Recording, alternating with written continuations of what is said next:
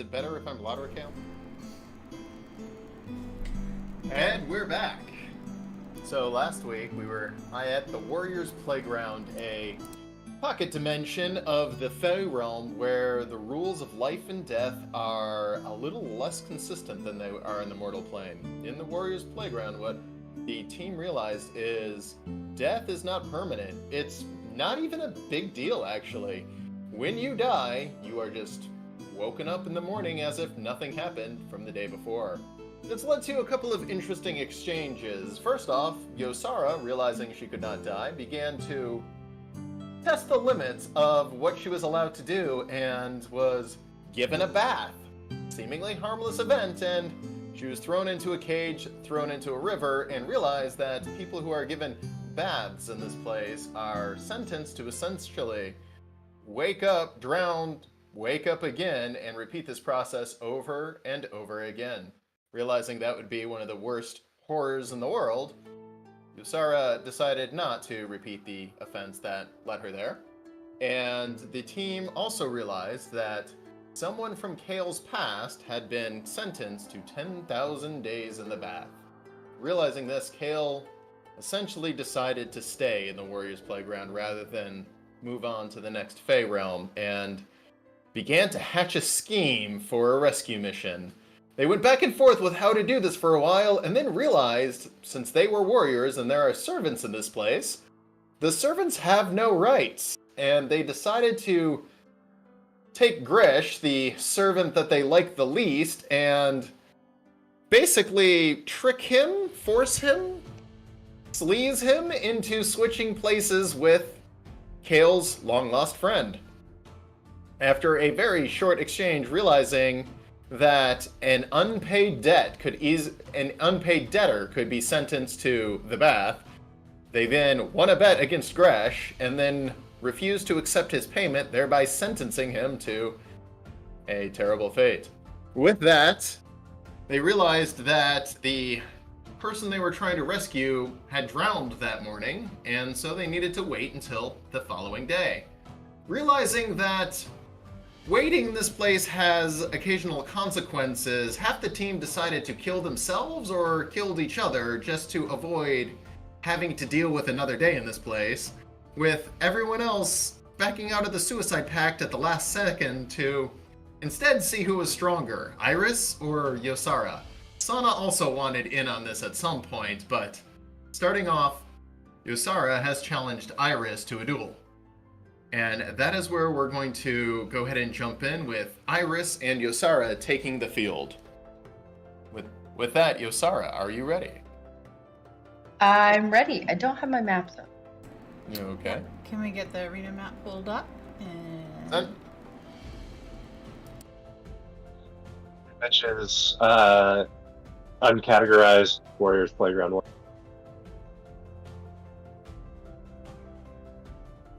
right, Yosara, are you good? Awesome. And with that, you and Iris take to the field. Go ahead and roll initiative, as this will be a fight to the death.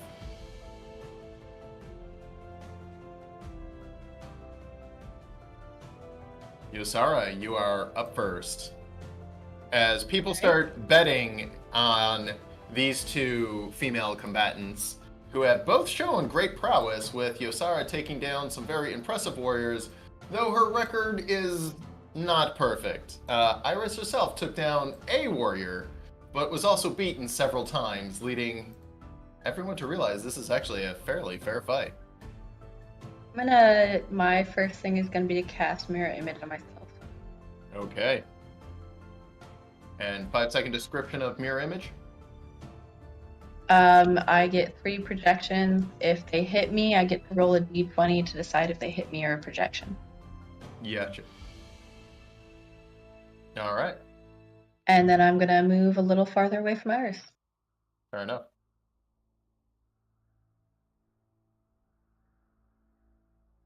Iris is... I'm guessing that's the end of your turn? Yes. Iris is going to move up 40 feet and going to go ahead and use her action to move up a few more. It'll now be your turn. I'm gonna Eldritch Blast Iris. Okay, go ahead. You'll get 2 Eldritch Blast, as we realized last week. Which, Hang on, I again- accidentally picked up the Siege one. What's that? I accidentally picked up the Siege Eldritch Blast, so I have to drop it real quick. Alright.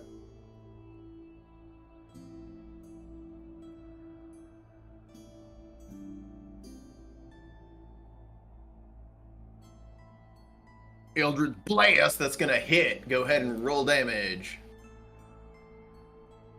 Nice, max damage. And with that, you fire again. Can you switch to battle music? Doing not as much damage this time, but Iris takes 2 heavy I'm force gonna move hits. again.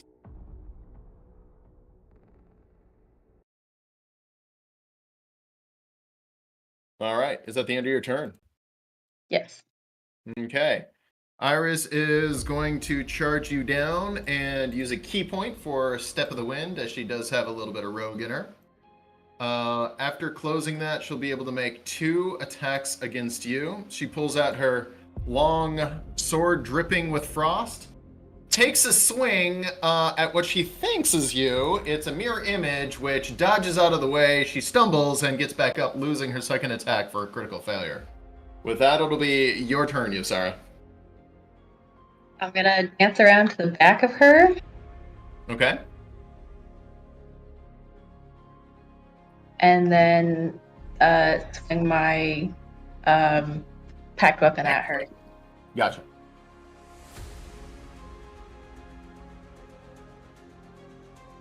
You swing and miss as Iris is nimbly and manages to dodge out of the way. Are you using your bonus action? I get a second attack with the bow? I don't. I know we talked about Eldritch Blast last week. I don't know what we decided with anything else. I only have 1 attack action, or 1 attack per attack action, correct? That's what I remember, yes. Okay, perfect. No, I'm not using bonus action. Okay. With that, Iris is going to answer your attack with a couple of attacks of her own, swinging her sword at you. The first one's gonna 15. Does that hit you or a mirror? It's a mirror. I'm down to 2 protection. Okay. She's gonna take another swing at you. As you can hear the crowd starting to get all excited as these 2 ladies are just going It's a ham on projection. each other. Takes a projection, and she's going to answer that with a single punch. 22. Hits me. Or no, hits a projection. Sorry, it's 6, 8, 11. She took out all 3 projections. Takes down the predictions, and you take not... Oh, no, sorry. She took down all 3 projections. Never mind. Does no damage to you as she punches your projection into dust. Yosara, you're up.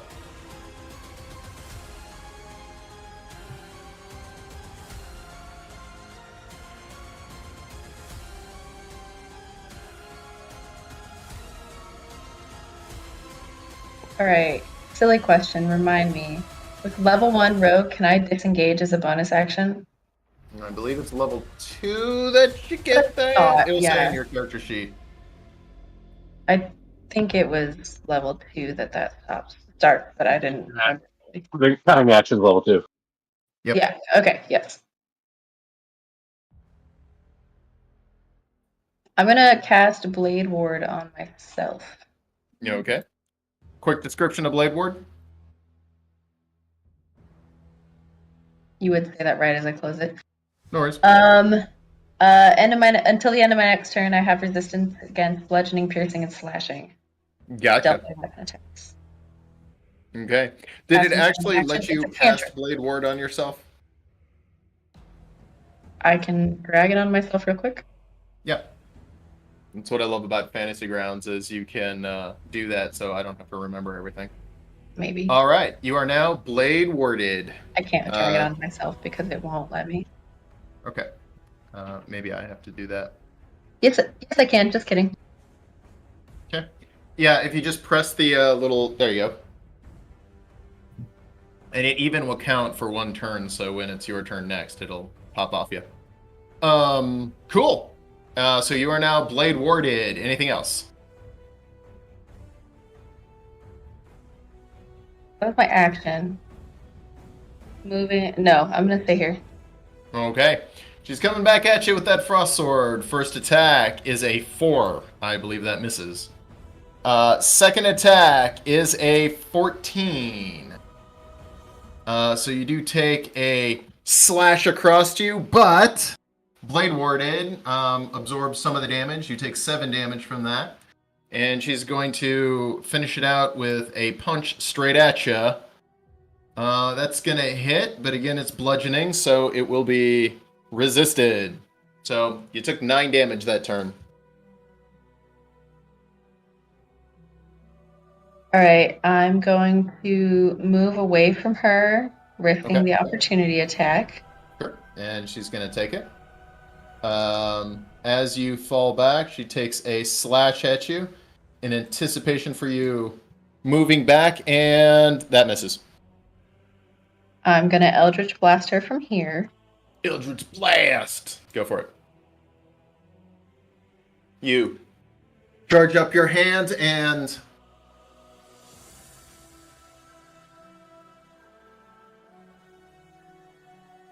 First one misses.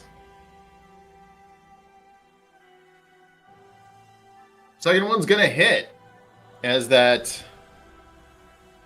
ethereal energy flies out, slamming into Iris. She's hurting.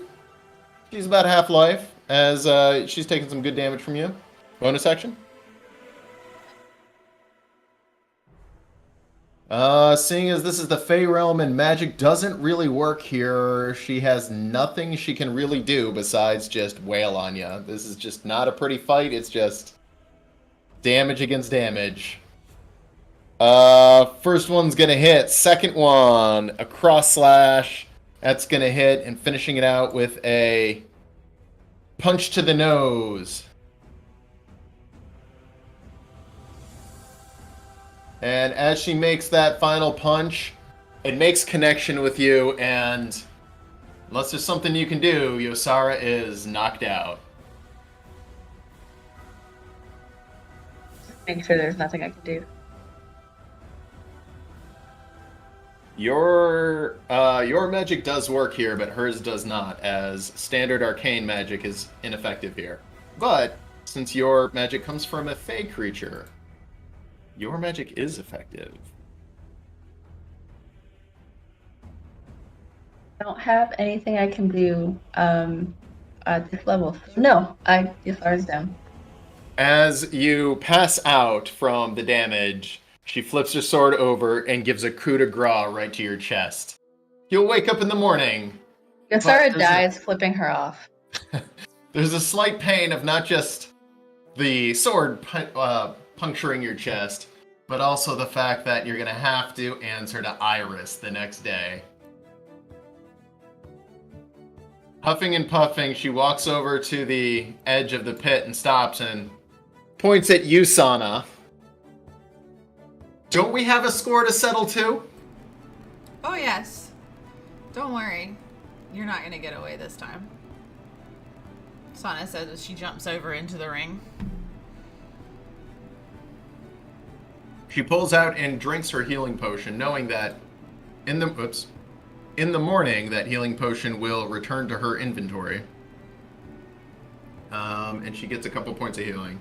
Also, doesn't she get a lot of booing for healing, even though she technically is still in the ring? Because we're not supposed to heal as warriors in the Warriors Playground. I completely forgot about that, but yes. Doesn't that make her a servant? Not in this case. Just because the fight was over, and we'll say she did that in secret because I forgot about that rule. But yeah. Okay. Iris would have remembered that. Alex didn't. But yes, healing in the ring is considered extremely taboo. However, there's no ruling on what happens if you heal outside the ring. True. But she wasn't outside it yet. Yeah. I think it's just a nice thing of mead. Yeah. You put it in a meat horn, so who knows? And Slide a with hand that, over there, I guess. Sana takes the field opposite of Iris. The crowd starts to chant as fighting 2 fights in a row is actually fairly rare in this place. Naturally, you have people betting profusely against the two of you as Sana has one of the best records in the Warriors Playground. Can't remember, you were only defeated once, right? I think that's right. I remember dying once for sure and coming back from it. Yeah.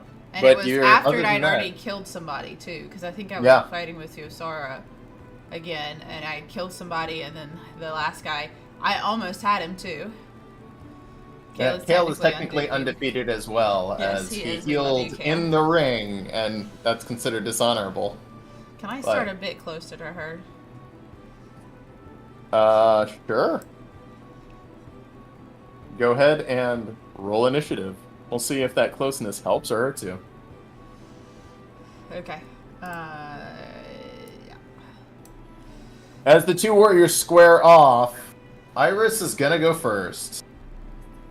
And with that, Iris charges into you, and as she's running at you, you hear her say, "You know, this is personal," as she swings 2 swings at you. The first one, you easily deflect, and the second one, you slightly with more difficult deflect. She rounds it out with a punch at you and hits your shield, doing absolutely no damage. The crowd, you can hear them kind of gasping as it started off. I mean, straight up into it. What you got, Sana? Sana, as she takes the hits, you're right. This is personal. And then she proceeds to swing her longsword right into Iris that's right in front of her. You okay? Yeah, that's gonna hit. And then she's going to activate Divine Smite upon herself. As your sword glows and you've cut through her block, you do... Oh my god, almost max damage on that one as you slash into her, blood sprays across the ring. Yeah, Iris felt that one. And then Sana is going to proceed to swing her longsword again. And miss. Gonna hit, miss. Are you doing anything else? I don't have any bonus actions that I can take at this time. Not really. But Sana just smirks and says, "This is going to be fun," to Iris. Iris is going to just do everything she can, which is swing at you. The first one misses. Oh my god. Second one misses. I'm just rolling terribly. The third one misses.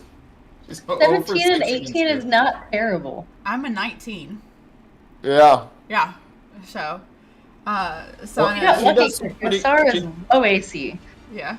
She does pretty good damage, but her attack modifier is 6, which for an NPC is a little bit below average, so... yeah, it's gonna hit. Let's see if she can survive this one. Can I don't know if she has smite one more Divine time. Smite in there. Because, you know, Sana's just gunning to smite the Oh, crap she's out still of up. She is at 1 HP. her. Okay. And yeah, 15's gonna hit. And she's not even going to smite her. She's You don't just even need going to It's literally take her sword and just straight through the neck this time. Right here. Just... And then You think proceed. she's trying to say screw you or something, but the only thing you hear is Yeah, I don't As hear she anything as I just stab straight through and just smile. Sana just smiles. and as her lifeless body hits the ring, you see both middle fingers are extended. Very similar to the way Yosara died.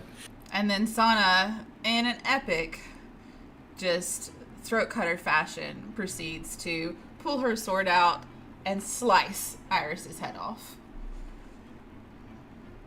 You cut off her head, and you swear to God you hear someone in the crowd, "Throw it to me!" And thinking she heard that, she picks up the head, though, and just holds it high and turns to the crowd, milking the crowd as she sheaths her sword and puts her shield away. Yeah, the crowd's going nuts right now. You just hear them, throat cutter? Mm-hmm. That's what Throat cutter, as you cut her throat and then cut her whole head off.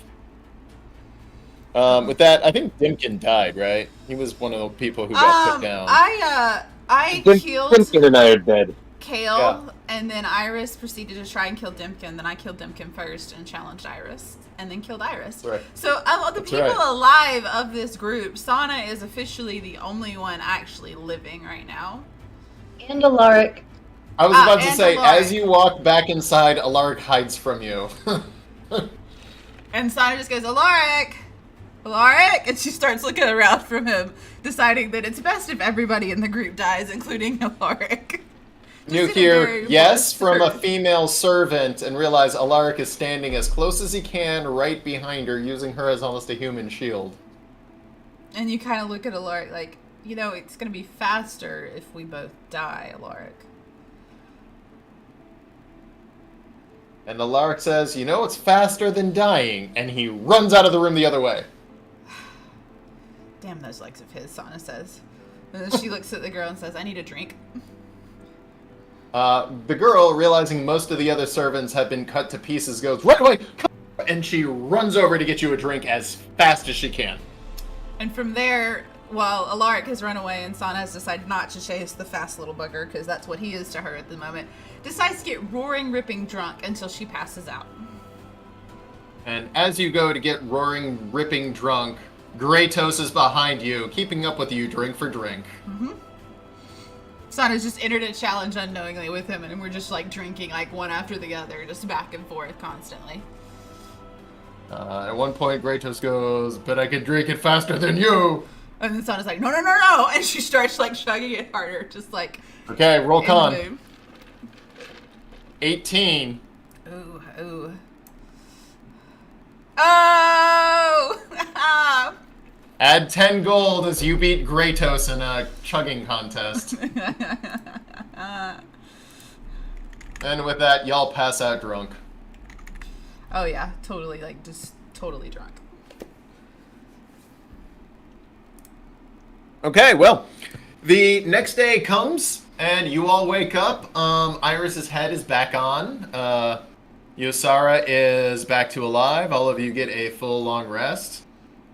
Kale and Dimkin are now back into one piece. All the other servants, again, wake up with their pieces reattached. That was terrible. Why didn't you warn me? Oh my gosh. You did.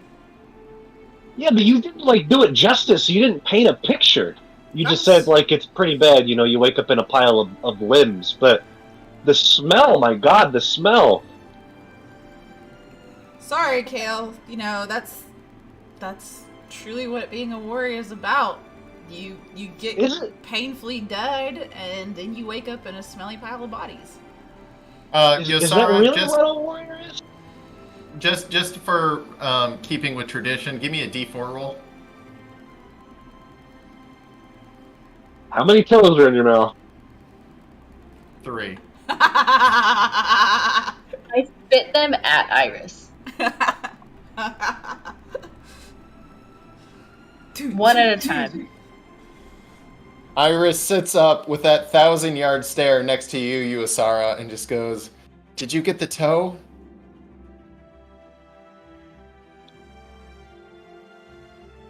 She just looks at you and her. goes, "Ugh, lucky," and then she just walks off. And Sana's just leaning up against the pit, just "Hi guys, how you feeling?" Yosara walks up to Sona. I weakened her for you. Uh-huh. And then I chopped her head off. Sana says quite bluntly. Hey, that's poetic justice. Thanks. Yeah, you're welcome, Kale. All right, we gonna go save Coco or what? Yeah, now we have to quote-unquote fight Coco. Yeah. Which means we have to convince her mid-fight to leave with us. Iris stands next to you for a second, Sana, and just goes, "You know, when you cut my head off, I could see for like 8 more seconds." You know, it's interesting how the brain and body works like that. Did you enjoy the view of the crowd when I lifted you up? Sana says, just with a nice smirk on her face. She like glares at you with this combination of embarrassed, fear, disgust, just all the negative emotions rolled into one burrito, and just walks off the other direction. And Sana goes, oh, and Iris, Looking back at you. Yeah? don't forget, today's the day. You better be there and be ready. What am I doing again? We're Unless leaving. When you I got wanna my head stay cut off, here I kind of forever. forgot. We're leaving, you idiot, Sana says quite bluntly. Don't worry, I'll find Dimkin and I'll take him to where we should be able to exit this place. Good. Which is there somewhere we need to go?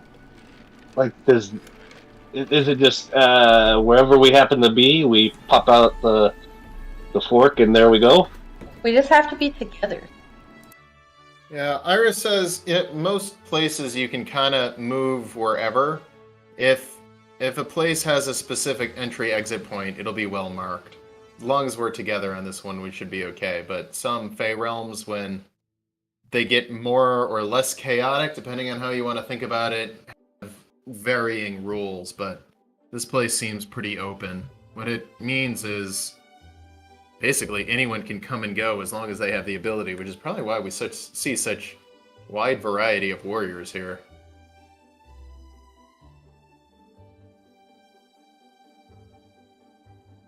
Well, cool. Anyway, I'll stick near Dimkin and Kale, so if we need to leave in a hurry, we're at least together. Just find us and Alaric. Oh yeah, if you find Alaric, tell him he's gonna get whipped, an ass whipping when I finally get in front of him. Would you, Iris? Little bugger's legs too fast, and I was just done with him yesterday. And you hear, "Please don't," from right behind you. Frana doesn't even jump. She just slowly turns and says, ah. And then she clamps a hand down on him. There you are. Alright, well, I'm not going to do anything right now because we're about to have to fight the Kergen. Or Coco. Savannah says, glancing to Kale. But we're going to have to do some more training because if you're as fast as you seem to be, we need to incorporate that into your fighting style. And then Sana gently just pats him and shoves him towards Iris.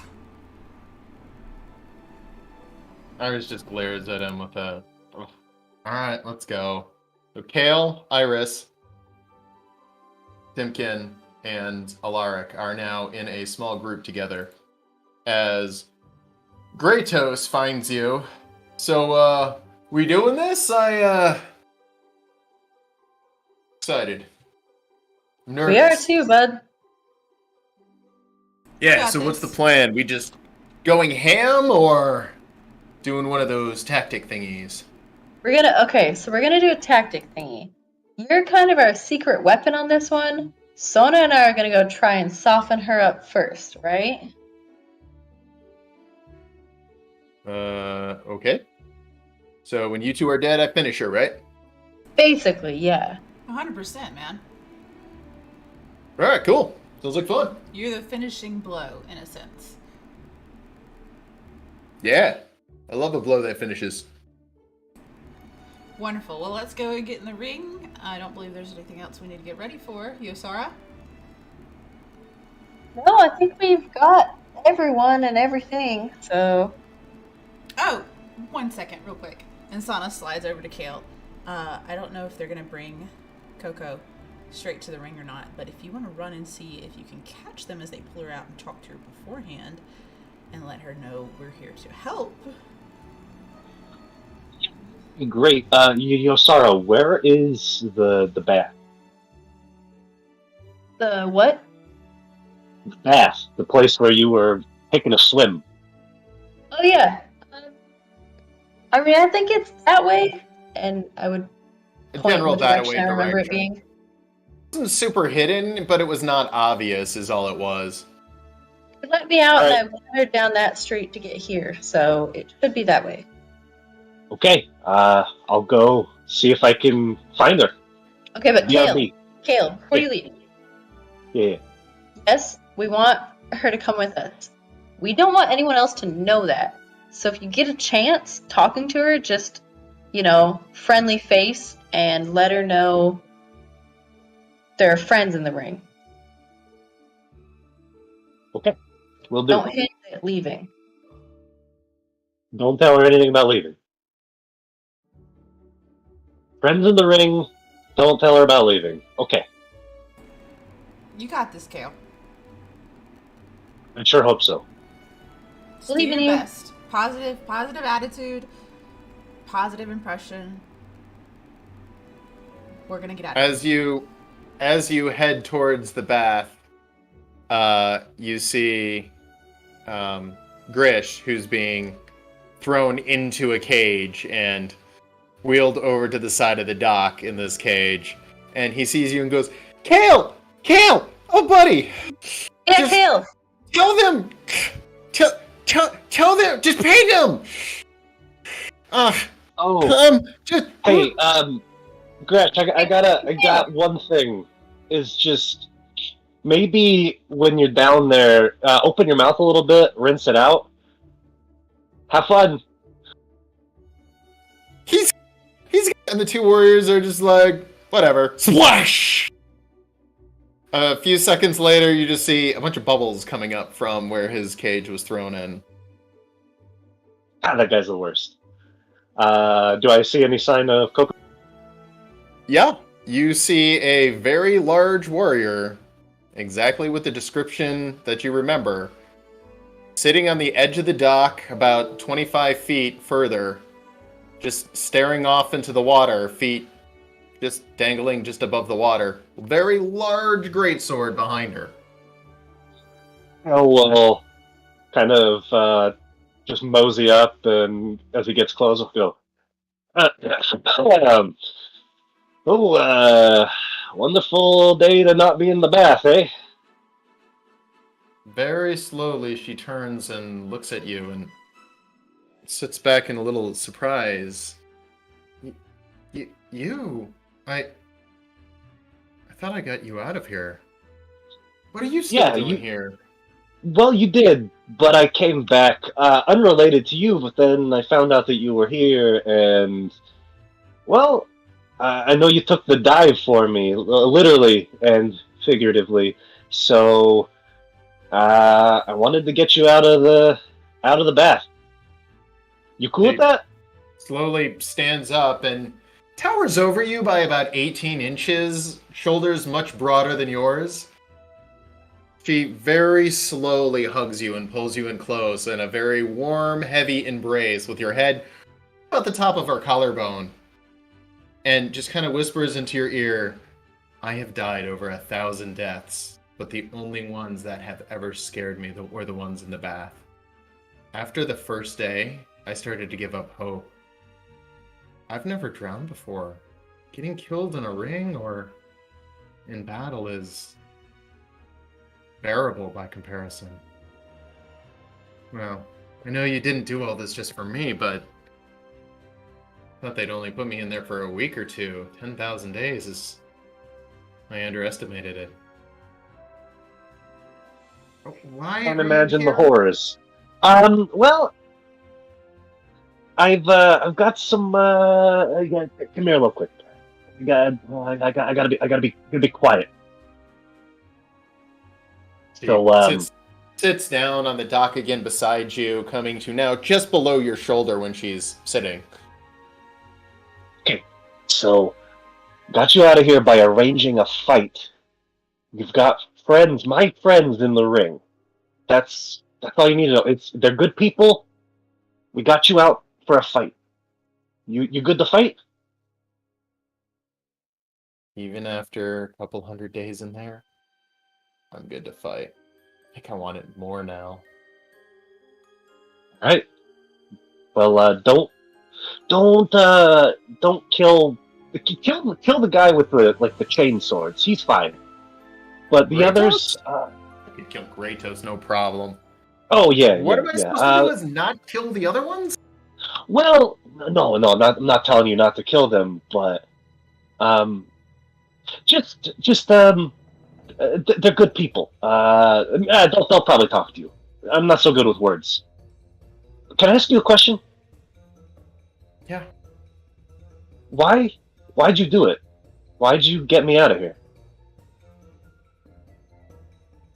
I have been here a long time, several hundred years. The first new experience I've experienced in the last several hundred years was the one you gave me. It kind of kept me warm in that cage. I gotta say.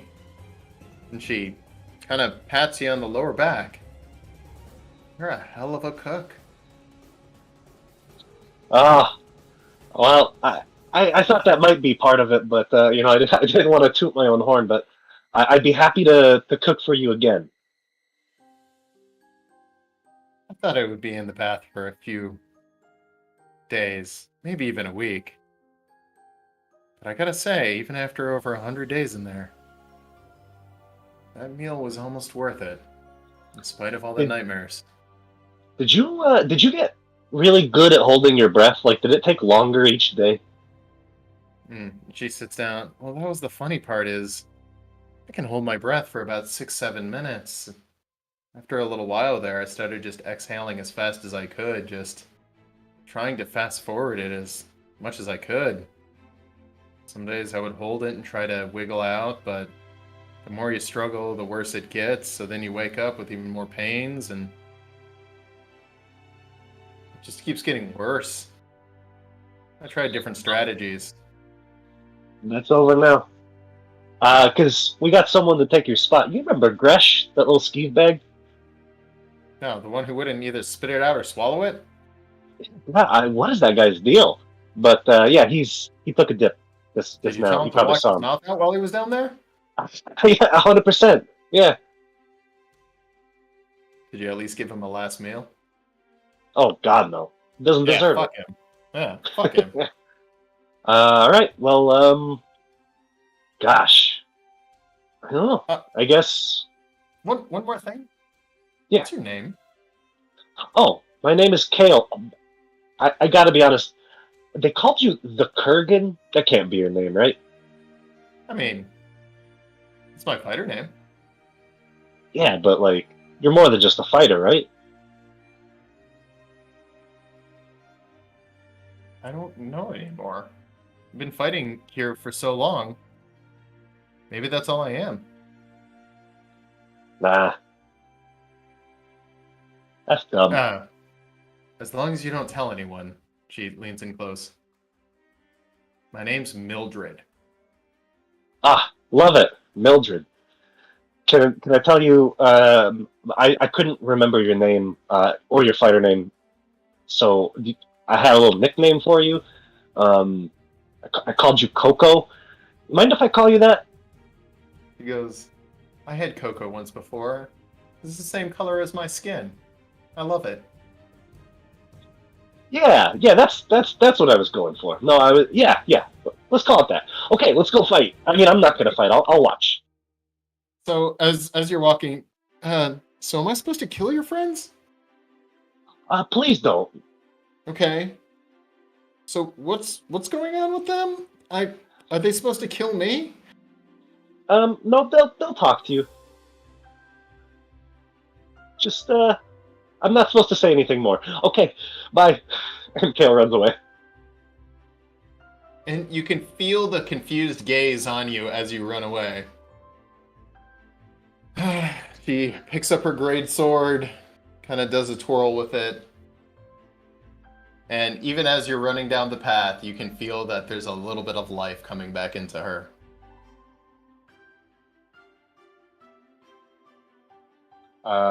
Kale would make his way back to the others. Okay. Oh gosh, that's a lot farther than it looks. Alright, she's good. I didn't tell her anything about leaving, but I told her, try not to kill you. Maybe said Kratos was fair game. Anyway, okay, good luck. Have fun. Wait, Kale! Sana says, what was her impression? Was she happy to see you? What was like her mood? Oh, yeah. Yeah. She's grateful to be out of there. She's ready for a fight, and oh boy, is she tough. So... Okay, good. You know. Good, Kale, go. You're good. Good. Okay, bye, Mom. I mean, Sana. Kale! Sana kind of snaps at Kale as she just shakes her head. You did great, sweetie. Thanks. I appreciate it. Just me and my 2 moms. And Sarah you hear and Sana are Alara moms. go. Headcanon. You hear gosh. Alara go. Why can Kale say it? And Sana turns and just shoots him this glare. Because you're my apprentice and you're not calling me your mother. And just has like this death glare towards Alaric after hearing him hail that.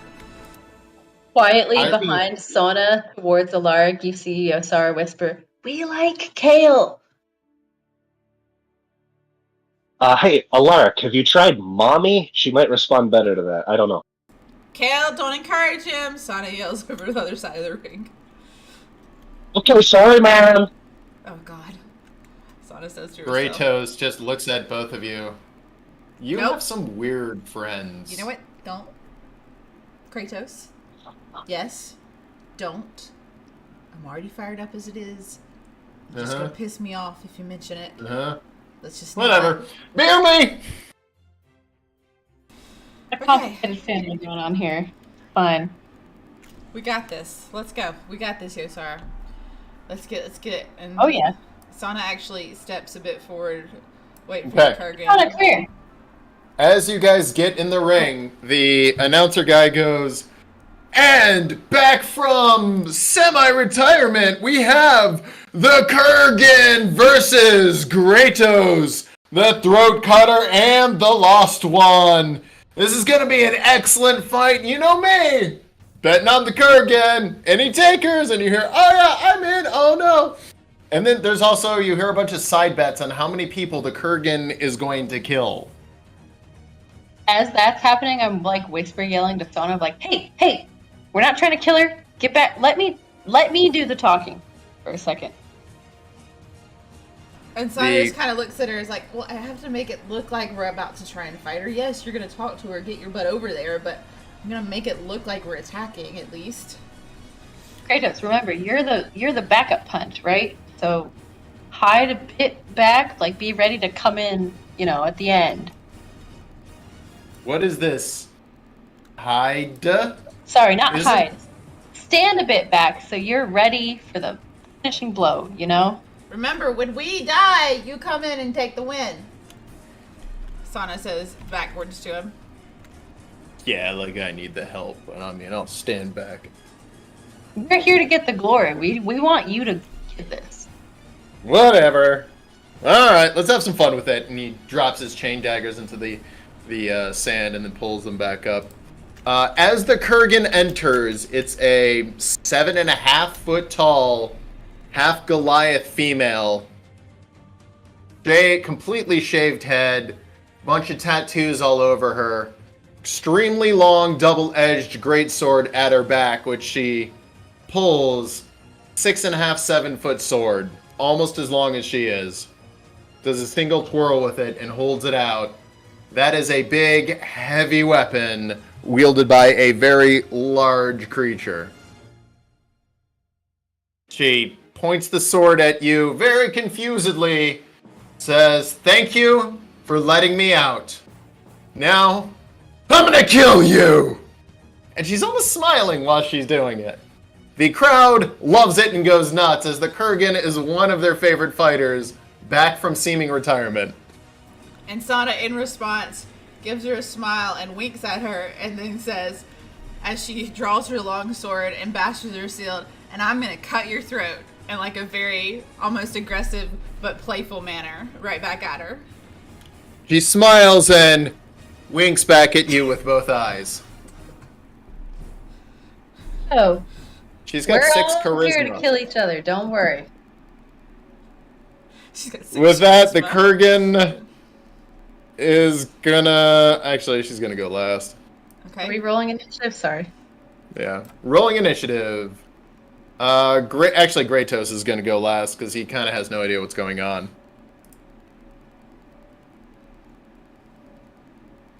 All right. Yosara, you're up first.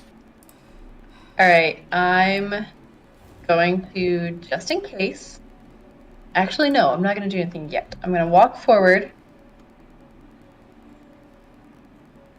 And you hear, lost one, lost one, lost one, from like one guy in the stand who seems to be betting on you. Oh gosh. Thank you. Coco, we're Kale's friends. We got you out on purpose. Play along and we can all get out of here. Okay? Go ahead and roll persuasion.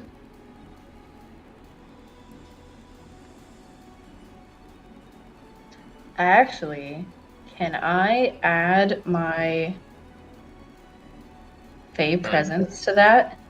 Sure.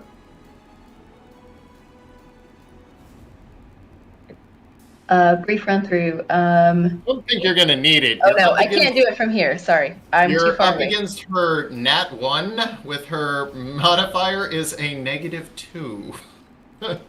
Wow. Okay.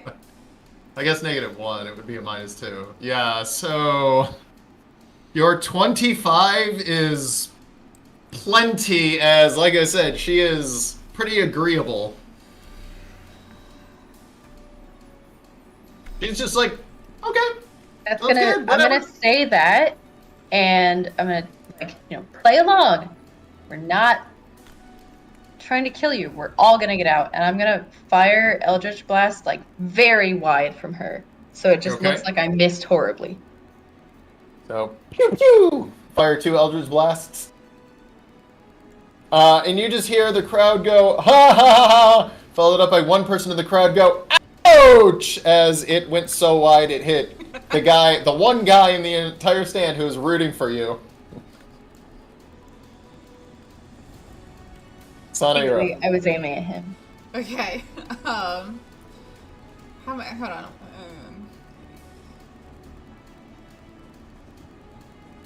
Sana is gonna advance up in front, and she can't get all the way there, but she she stands there and looks at the Kergen, and she has her sword and shield, but then she bows respectively and says, "Hello, I'm Sana. I'm a friend of Kale's, and as you've heard my other friend say, we're gonna fight, but we're gonna get out of here. So, try not to kill me just yet." And She then just nods and goes, I'll try to try. And then she stands where she is and waits for the Kergen to attack because she can't get any closer, technically. You okay? Are you done? I don't think there's anything else. I mean, Sana kind of glances at Yosara and is like, so are we actually going to fight? Because, like, I'm going to have to attack next turn. Next, you know. No, we're getting everyone close and leaving. So, should we tell her that when we sprint by her to sprint after us? Basically. So, Sada looks at the card and goes, okay, you can attack, but after that, Yosara and I are going to run past you to the side of the stands where your friend Kale is. You need to follow us immediately. Because as soon as we're in the same area and we grab a hold of each other, we're getting out of here. Sana says quite bluntly and with no, like, it's very straightforward facts. Yeah, alright. And with that, Kergen's turn? Yep. I'm not doing anything else. She's gonna run up, catty corner to Yosara, and make an attack as she does have 10 feet of range at Sana. She's in melee anyway. Yeah. Yeah. Sana, that's gonna hit. Okay. You'll take, not too bad, 13 damage, including a couple of lightning damage. Okay. She's going to then make a second attack against you, Sana. This one's not as good, as you can feel her kind of pulling it. But then she's going to turn around and make a chest bash for her bonus action against you, Yosara. 16, that's going to hit. Give me a strength save. 15.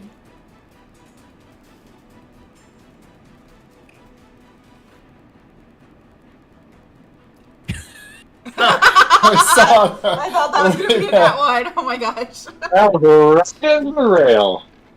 You take 6 damage as she bashes you in the chest, but you manage to avoid flying backwards or falling prone, as you guys both did pretty good against her barrage of attacks. With that, Kratos is going to take his turn, charging up within 20 feet and launching both chain daggers at her. He's not waiting around, nor does he know or understand the plan.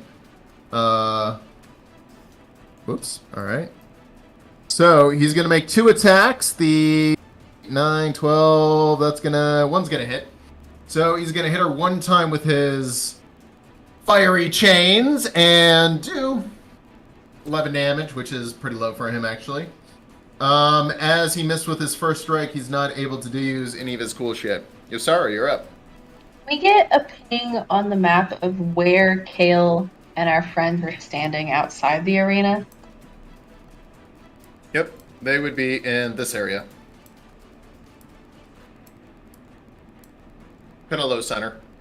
Yosara, being really close to the Kergen again, is gonna say, just follow us and trust me. I know it sounds bad. And take off towards the side of the stands where our friends are. She's gonna take her attack of opportunity on you and miss by just a little bit as the blade goes over your head. So I'm taking my full movement and action to just dash towards where our friends are. Okay, so double movement. About there. Okay, Sana. Sana's gonna use partially her movement to get within range and go Okay. ahead and do a longsword strike. Okay. Picking up the shroud of actually fighting.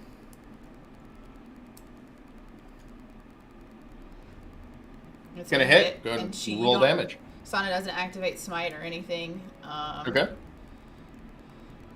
Yeah, it hits, but against this very large person with her good armor and all that, little tiny blood as she gets clipped by your sword, but nothing major. And Sana just smirks up at the Kergen, who's obviously a bit taller than her, quite a bit, and then winks as she proceeds to use the rest of her movement, because she only used 5, so 1, 2, 3, 4, and then her next bonus action to continue further down.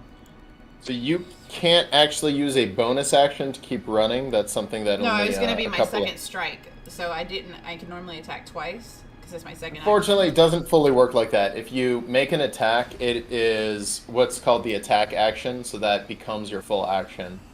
But don't I have 2 actions anyways? High level paladin, your attack action is 2 attacks. It's usually only rogues or special feats that get extra movement as a bonus action. So you don't actually get multiple actions. It's just an attack action, which counts as 2 attacks. So when you're taking the attack action, you're able to take multiple attacks for that action. If I wanted to, but I don't have to take Yes. those attacks. Correct. So then I'll just use the rest of my movement to advance further down past the Kergen, I guess.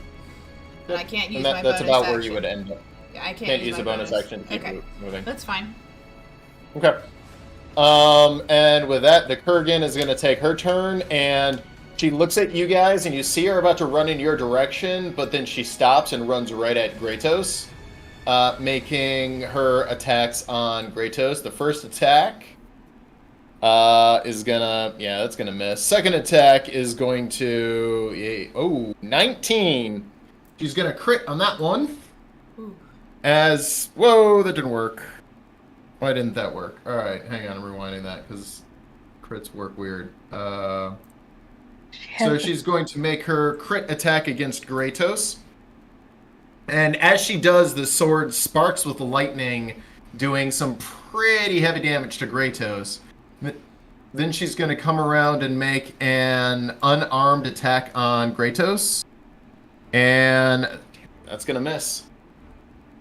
With that, Kratos is going back at her as he is now going to use his bonus action to rage, and you're going to make 2 chained attacks at her. Again, one is going to hit. But he's not able to get any of his cool guy bonuses on them. Although he is doing close to max damage on that one. With that, Yosara, you're up. I'm far enough away. I know she can hear me, but I can't whisper. Mm-hmm.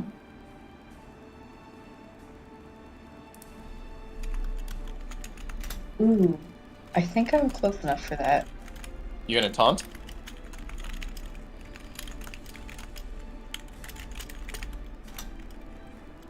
I'm going to cast Calm Emotions at the Kergen.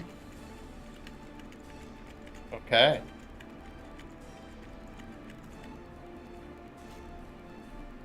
What does Calm Emotions do exactly? Isn't there a roll to resist it? 60 feet, range 60 feet, 20-foot radius sphere, charisma saving throw. Right. So it's a 20-foot sphere, so will that And hit choose Kratos to as fail well? if wishes. If it fails, choose one of the following 2. So are you hitting Kratos with that as well? You could throw No, it to because the edge. I want us to keep up the charade, so I want it to just hit her. Right. Like the edge of the circle just hits her, and then so it lands kind of Alright, between gotcha. her. All right, so you're not hitting Kratos. That's the question. Yeah. Okay, go ahead and give me a charisma save for her. No, She's she got to makes roll. a I charisma think save it's- against me. Yes, go ahead. You roll it so it's on the board. Otherwise, it'll be in secret.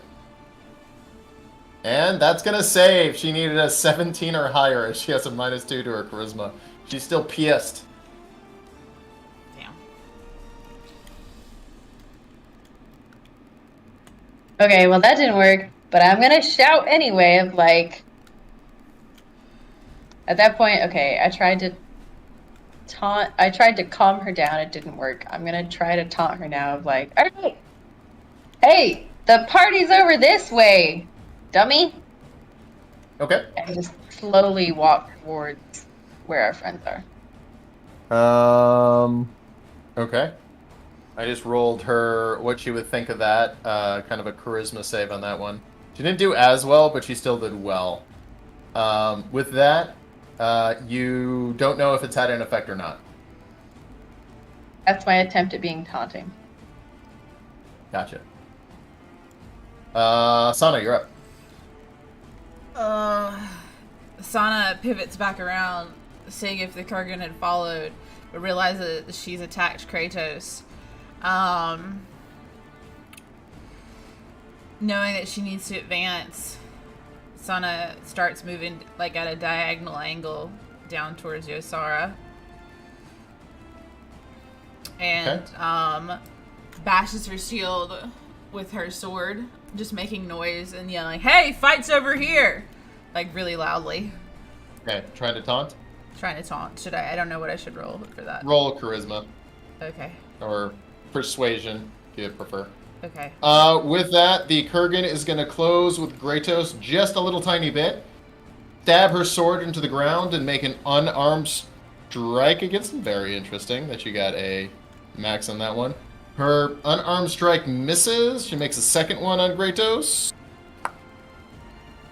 Misses, and picks up her sword for a final attack on him. And misses, and with that, she uses all of her movement, I think, nope, count it, to begin following you guys. Kratos is going to make his attack of opportunity against her. And, yep, that's going to hit. As she runs, she takes a hook shot in the back, and strength versus strength, as he tries to pull her back, but she has no problem overpowering Kratos' hook shot. With that, Kratos takes his turn, closing with her, making 2 attacks with his chain swords. miss and a hit. He's not able to get both hooks in, which that is good with your guys' plan. Doing a little bit more damage. She's now showing signs of wear and tear as she's starting to bleed. Sorry, you're up.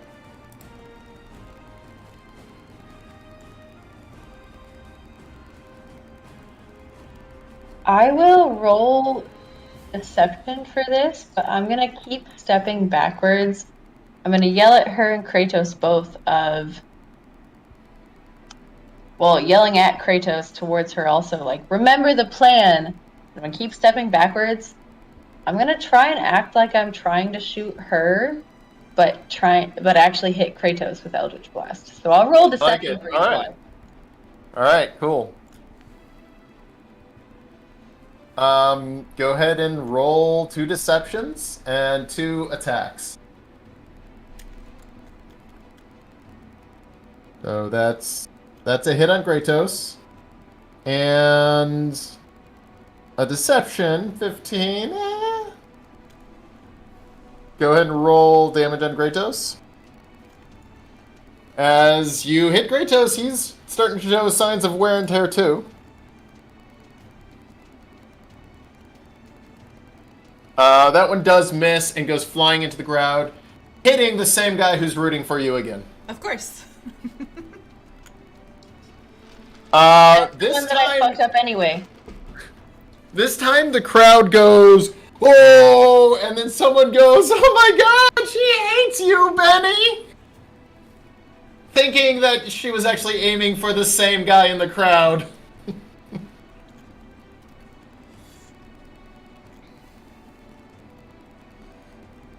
Sana, you're up. Oh man. So Sana just doesn't really say anything, but just advances towards her friends. Okay. And it's right about right there, basically. With that, the Kergen is going to square off against Kratos again, starting off with an unarmed strike. This one is going to hit, finally, and she is going to attempt to stun him. Kratos rolls his con against her and fails, and takes a stunning strike to the face. He'll take a little bit of damage on that one, not much, but then she will answer that with 2 longsword strikes, both with advantage. The first one, whoa, it's going to crit. As she crits on a 19, and as she punches him, you see him stunned for a second. She turns quickly and makes a quick slash, and then begins running directly at you guys. Kratos stands there for a second, and then all of a sudden, in a diagonal part of his body, begins to slide and separate as his head and one arm are now no longer part of the same body. The crowd goes freaking nuts. Everyone except for one guy who's taken 2 Eldritch Blasts to the face. Everyone is now just freaking out as now the Kergen is in direct pursuit of you two, and they know all she has to do is get close. Even the announcer is like, oh, I didn't see that coming. That's why you never bet against the Kergen! Yeah, sorry, you're up. Close enough to hear me without me shouting so the whole crowd can hear me now. We're gonna get you out of here. He was not important. Just trust us, get to the wall, and hold our, grab on. We're leaving. And I'm gonna back up towards the wall and try to kind of wildly fire Eldritch Blasts around her. Do I need persuasion or something? No, I think the cat's out of the bag now. Oh yeah, I think so too. Yeah, people are kind of onto what's going on. I'll fire one actively at her to keep up the charade and be like, this is so they think we're doing this. Yeah, as your pew pew. No. I'm not gonna fire at her. I'm gonna mirror image myself. Okay. As you do that, several more Yosaras appear in the ring, and with that, I mean, there's no gate on this because they don't expect warriors to willingly stop doing this. With that, the announcer gets up confused, kind of realizing something feels amiss. With that, it'll be Sana's turn. And Sana, with athletic ease, as she has very high athletic ability, pivots and starts running backwards. And basically, to play up the crowd, because they are getting confused, like sticks out her tongue at the Kergen and goes, "You can't catch me, you can't catch me," almost childishly in her taunt as she advances backwards and pivots to stop perfectly right before the wall with her athletic ability. I don't know why that appears, sorry. Oh! And with that, Dimkin goes, "We have to get out of here!" And he pulls out the transportation device and begins warming it up. Kale and Alaric and Iris, they run to Dimkin's side and get as close as they can. Kale, what are you doing? Kale would grab Dimkin and run Okay. toward the wall. Okay, so you guys are moving where? Towards them? Okay. So as you guys move, Dimkin follows, Iris follows, and Dimkin drops down, holding stationary, and goes, "Kale, you idiot! We gotta hang on, let me cast this! Oh, stop it, Minx!" And he starts casting something, and he goes, "Oh god, Kale! This is gonna take a minute!" Okay, I guess we're killing everybody. And with that, the servants go, as the announcer gets up and goes, "Something doesn't feel right. Get them!"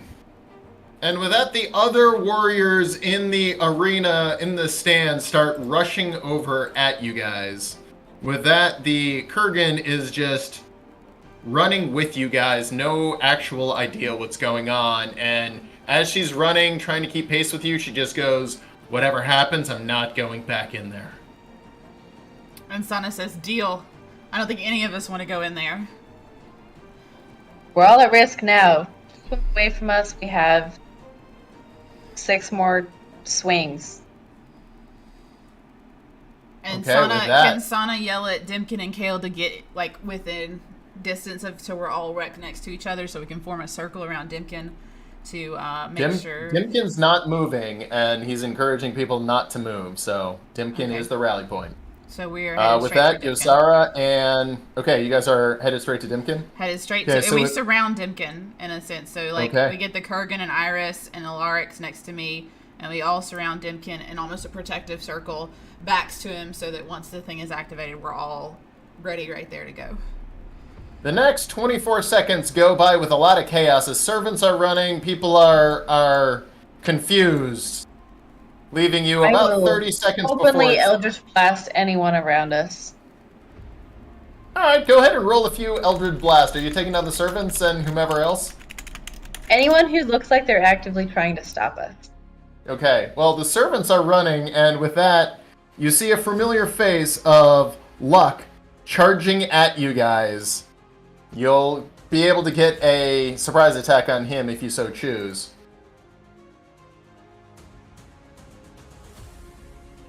Go ahead and make it... Oh. If it doesn't hit, take it with advantage. Go ahead and take another shot.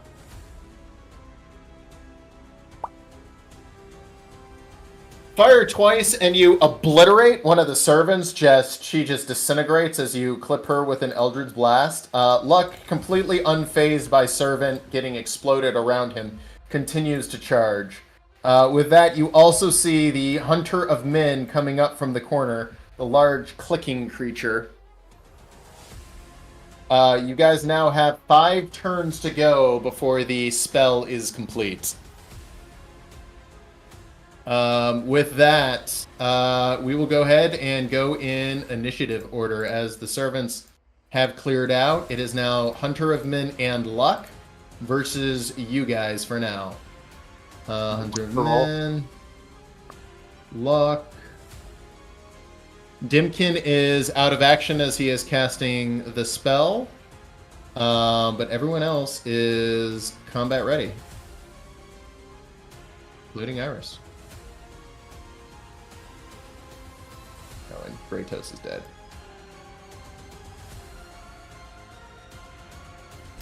Alright, with that, Luck is up first, who closes with pushing past the Kergen as he does not want any piece of that action, and he's going to go directly for Sana.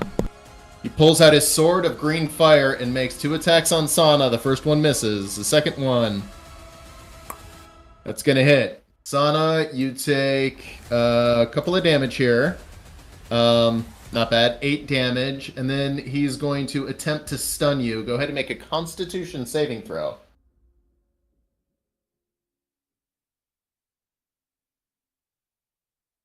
Sana, you are stunned until the end of his next turn. He's then going to make an unarmed strike against you with advantage as you are stunned, and nat 20.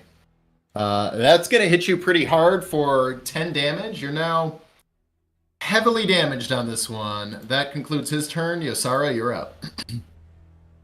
Isn't what's her face after me? I re-rolled initiative for this whole encounter. No worries. Seeing that, I'll step up close to Sona. Okay. If you move up one more square, you'll be flanking. Okay. Here. All right. Real quick. No. Yeah. No. Okay. Where am I in the order? I know I'm knocked out until his next turn, but where was I? You're about halfway down. If you pull up the combat tracker, you're after Kale. Okay. But you do have to be within 5 feet of Dimkin. I'll go here. Oh, I do have to be close to Dimkin. I will step here. Well, you have to be at the 6th turn. We're on, or 5th turn. At the end of the 5th turn, which we're on turn 1. Okay. I'm going to step here. Okay. Eldritch Blast him. Okay. Go ahead and give me 2 Eldritch Blasts.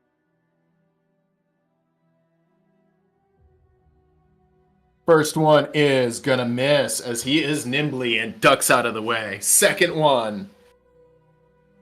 He ducks out of the way again as 2 Force Blasts go flying past him, blowing apart 2 more servants. I'm still trying to help Sona. I'm going to spend the rest of my movement to go behind him. Okay. And with that, Kale, you are up. Sorry, I think you shouldn't miss so many. You threw off your rhythm.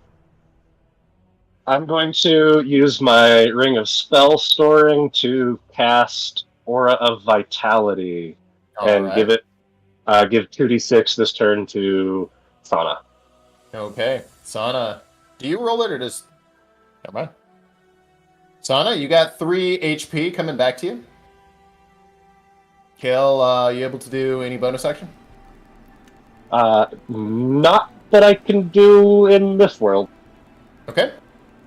Sana, you are stunned. Your turn ends. But with that, Iris is going to move up and be murky if she gets flanking, so I'm not going to give it to her as she makes 2 strikes against Luck. The first one hits. The second one misses. The first strike does minimum damage. And she takes a punch attack, and he avoids it as he is nimbly. With that, the Hunter of Men moves up into combat position, and he is going to move directly towards Alaric. Since Alaric has not gone yet, he gets to use his Assassinate feat. And makes an attack with advantage. It's going to hit. And Alaric is going to take... Ooh, not bad at all. 12 damage. Could have been so much better. Yeah, and he would not get sneak on that. So Alaric takes 12 damage from an assassinate, which is pathetically low. That being said, Alaric is going to go to blows with the Hunter of Men. And hit it. Actually, not bad. He does pretty good damage. That's it. Kergen taking 2 attacks against Luck, as she hates the little bastard. Since you are flanking with, or she's flanking with Yosara, it's advantage on all strikes. Luck is just nimbly dodging out of the way. She'll make a punch attack at Luck, and nat 20. And attempt to stun. And stun him. So now she has stunned the stunner. With that, Luck will take a critical from her bash attack, which is max damage. 12 damage, not bad. Luck's hurting. She's hurting. Everyone's all kinds of chewed up. With that, the second turn will begin. Remember, at the end of turn 5, the spell completes. Luck is stunned and unable to do anything. Yosara, you are up. Oh, sorry. Hang on. At the start of this turn, you guys also hear this heavy stomping as the Grand Elf Troll comes running into the combat arena. He will go last. Is that the one we fought before? Yes. Okay. Yosara's gonna kind of yell out her mental counter of 2. I'm gonna step here. Okay. I have advantage against Luck now, don't I? All melee attacks have advantage. Actually, wait, he's stunned. He can't take anything against me. I'm going to step away from him and go on the other side, so I'm flanking with this guy. All right. I'm going to swing at this guy. Okay, make it with advantage. As you and Alaric are now sparring with the Hunter of Men. I roll with advantage because I'm bad at things. No worries. Go ahead and roll it again. Well, Stop did you... rolling badly. Yeah. I'm sorry. I will remember to click advantage sometime. It's all good. I swing at him and miss and stay there. Okay. Bonus action? Okay. I don't have any Hale, bonus actions. you're up. Just to double check, when does Sauna's stun end? It has already ended. Okay, so bonus action, I will use the Aura of Vitality on... I'll put it on Sauna. Okay. 2d6. 3 This is the call lightning all over again. Thank you, Kale. I will slide Sauna, over. as you have this giant gash on your chest, you realize your nose has stopped bleeding. Internal I'm going to injuries. slide over just slightly and use my starry map granted.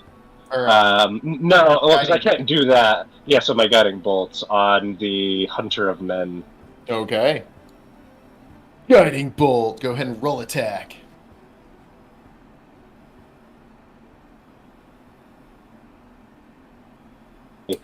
Everything's coming up tail. Yeah, you fire and hit Alaric in the ass. Alaric is now glowing, so the next attack against him will have advantage. Hey, sorry, man. I should have got a little bit farther. Anything else, Kale? Just silently weeping. Okay. Sana. So, Sana, having come to, shakes her head, does that, realizing her nose has stopped bleeding. Oh, that's kind of nice. And then proceeds to take stock of the situation, realizing there's a stunned warrior in front of her who she's going to use her first attack on. Okay. Make attack. With advantage. It should be automatic. It's fine. Okay. If they have the stun condition set, which I do. Yeah, 18, that's going to hit. go ahead and roll damage, And or Sana is gonna smite her. smite the crap out of him for having stunned her. Glad you didn't Okay. use your smites in the Kergen fight. Right?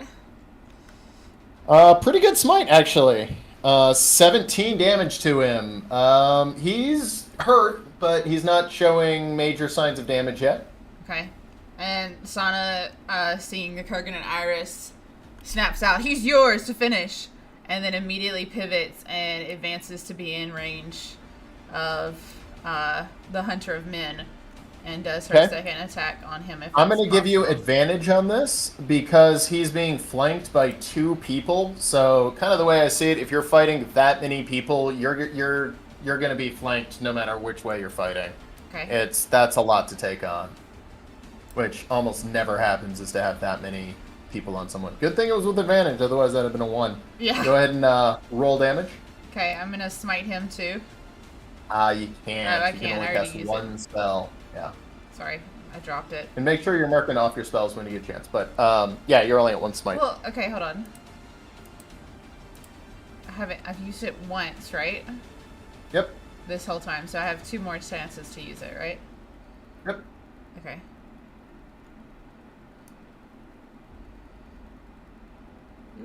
Eh. Meh. And you do some meh damage. It hurts him. Anything else? That's it for my turn. Iris is now going to make her attacks on luck. The first one, yep, that'll hit. The second one, yep, that'll hit. Followed up by a punchy punch. And 19, that'll hit. So he's taking all the damages as her frost sword slashes into him. You see a big spray of blood, and it freezes solid. So he's got this like blood icicle coming off of his shoulder and chest. He's kind of coming to, but not quite there yet, as I think it was a Kergen who stunned him. The Hunter of Men is going to pop up his energy bolt and make a energy bolt attack at Kale. Kale, give me a dexterity saving throw as you feel this little red dot kind of on you, and then another, and then another, and then a heavy blast of energy flying right at you. And you save. You'll take half damage. You'll take... Oh my god. Half of 17 damage. There's 1, 2, 3, 4 ones in there. There were half ones. 1, 2, 3 twos. That was a lot of dice. It does as Lot much of damage dice. as Fireball, but it's only to a point target. You take 9 damage out of that one. It could have been average is 30, so... Wow. That's Okay. that's the lowest I've ever seen one of those rolls. That's embarrassing. Hey, you know, I've paid my dues.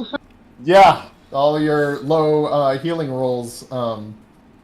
So that's his action, and for a bonus action, he's going to, well, I was going to say disengage, but he can't really disengage with all of y'all.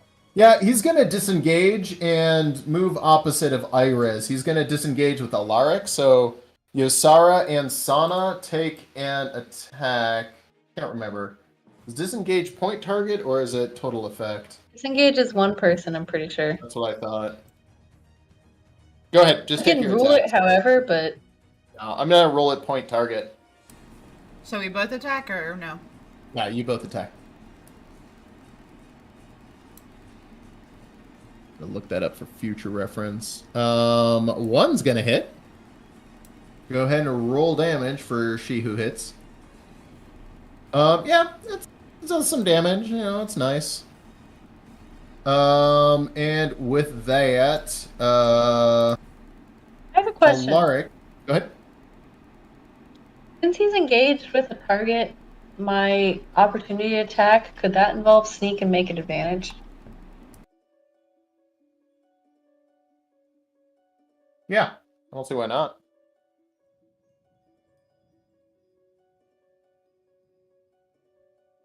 So go ahead and roll that second dice.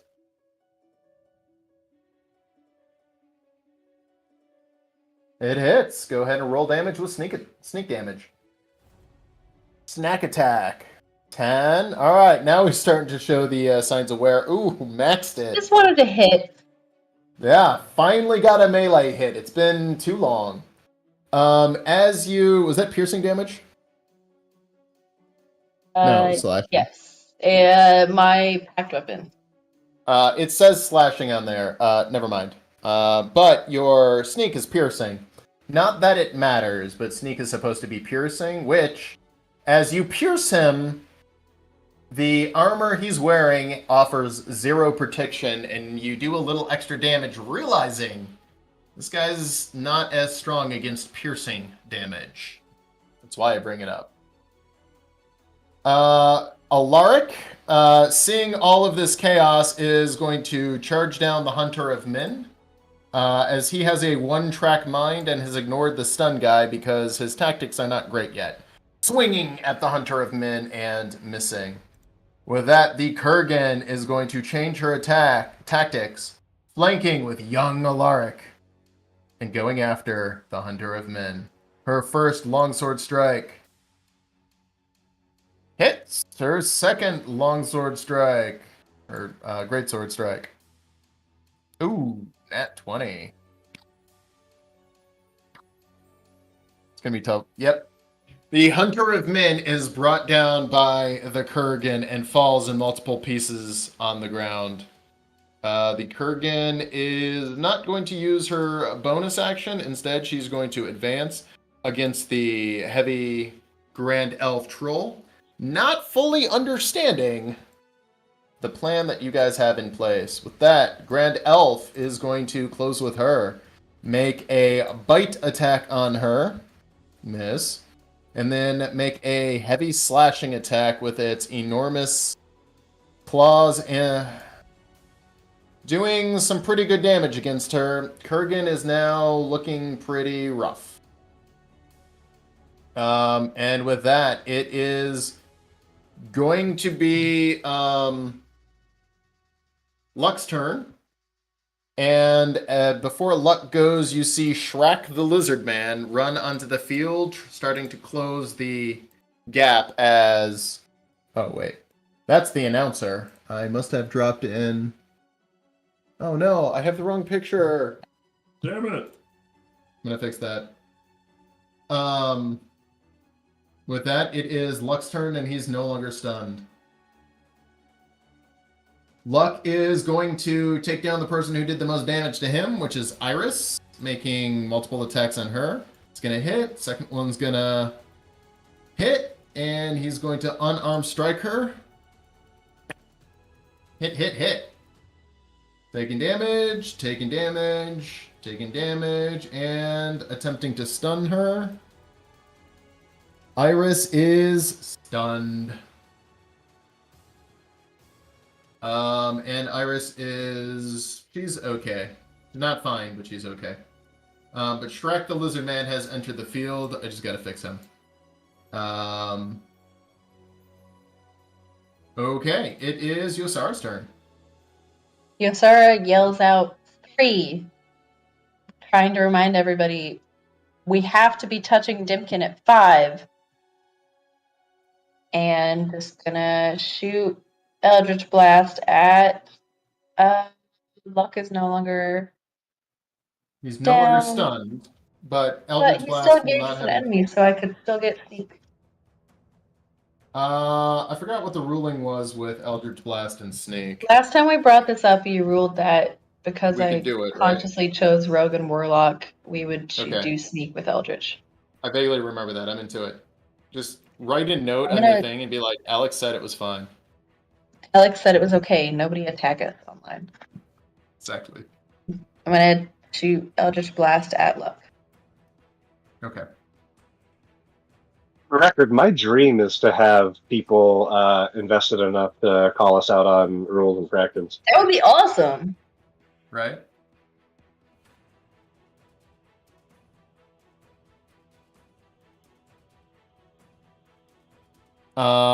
Yeah, I'm gonna say that 26 is gonna hit. Way to go, Yosara. And with that, I think luck is going down as that Eldritch Blast hits him in the lower jaw and rips off a third of his head. Just a third. And I run over here. All right. That's enough to take luck down. What are you doing here? Making a mess of things. Well, I screwed that up. Okay. I guess Shrek the Lizard Man didn't enter the field. Instead, it's somebody else. Kale, you are up. Okay. Just going to give a little aura of... Well, I'm going to move. Maybe. Okay. And then give a little aura of vitality to the Kergen. Okay. You start healing her, and she looks at you frustratedly as if it's dishonorable, but your healing has increased by 30% this time. Brick and Gordy enter the field as opposed to... these guys. Kale will sidestep slightly just so he has, like, kind of a window, and is going to fire a guiding bolt at Gordy. Okay. That bastard.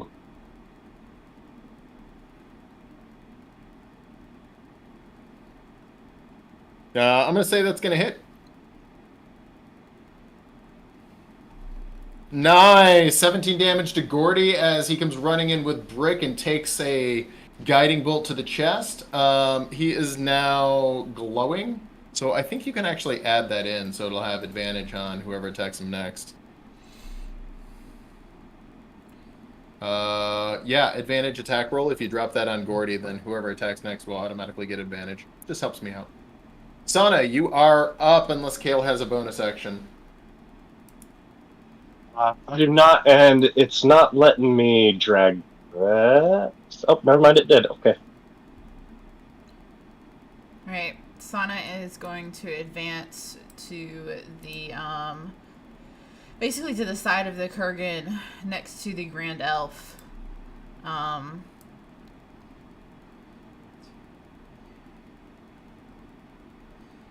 is going to be right here to engage. That's close enough to engage, right? No. 5 feet, so you gotta be, yeah. Right there. Okay. That's fine. And is gonna, as she ran, she says, Alaric, at the 5th turn, we need to be on Dimkin. Kergen, or Coco, as she runs up to attack, runs by them, says, at the 5th turn, we need to be at Dimkin. Just reminding And they them. both say, "What's a turn?" And It's a meta concept we don't get. No, and she's gonna say, instead of turn, she's gonna say, in 2 more minutes, we need to be on Dimkin. Just quickly. Turn is 6 seconds. Just so Turn is 6 seconds. Okay, well, I didn't 12. know that. No worries. So, no worries. In like 12 At seconds. No, in 10 seconds, she goes ahead and says, in 10 seconds, you need to be on touching Dimkin. And she gestures behind her, and then she proceeds to, is this an advantage strike on the Grand Elf, just because I'm here? No, you'd have to be opposite of the Okay, Kergen. complete opposite. Okay, Yep. well then she's still just gonna go ahead and strike with her longsword. 16. That's gonna hit.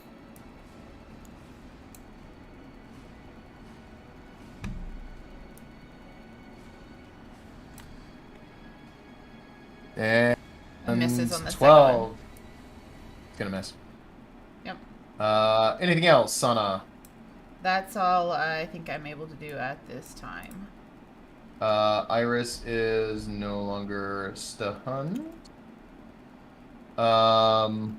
You're realizing things are getting close. Even still, Iris is going in for the fight, and she's taking on the Grand Elf. She's now going to flank with you, Sana, and make her attacks. First one is gonna hit. She's gonna make a second attack, and that's gonna hit. And she's going to punchy punch. And nat 1, but a 19. That's going to hit, and she's going to use her last key point to attempt to stun. And yeah, that thing has a million constitution. Pointless, but whatever. Yeah, she tried to stun it, didn't work. That thing is not really feeling the blows. It is very, very armored and very strong. Alaric, seeing that giant creature, just goes and charges in, attacking it with 3-on-1. He's going to make a strike with advantage. And that's gonna hit. Alaric doing max damage, 13. Well done, Alaric. With that, Kergen's got pocket. She's gonna go in and she's gonna attack this thing as well. Just focus fire on this guy. 19. That's actually gonna crit. Doing 24 damage. Holy shit. She's gonna make a second attack. Doing no damage as she misses. And then she will make her final punch. Gonna hit, doing a little bit of damage. 10 damage. Actually, that's pretty good. As you guys are beating the shit out of this troll. That's all your party can do. With that, track the lizard man. He closes in and is going to attack the closest competitor, which is Sana. Making an attack against you, Sana. He's going to miss with his first strike. Second attack, his great axe is gonna nat 2, miss. And he is gonna break into a rage. But unable to do anything else. And where is it? The Grand Elf is going to make an attack at Iris again. That's gonna miss. Gonna pivot its attack and make it against Alaric, which is gonna miss, and Kergen, which is gonna hit. Kergen taking bunch of damage. She is now getting close to the end. With that, you see the announcer guy is now in combat, as you guys are now on turn 4. Hey, Alex, I don't mean to shoot us in the foot, but you skipped over Brick and Gordy. They have entered combat this round. I had them in there because I couldn't do track. So they will get basically 2 turns of combat against you guys before the spell fires. But appreciate your honesty. I had screwed up the Shrek build and had to rebuild it quickly. With that, Yosara, you are up. Sara's turn. Can I tell between the two? The Grand Elf looks the most hurt, right? Yep.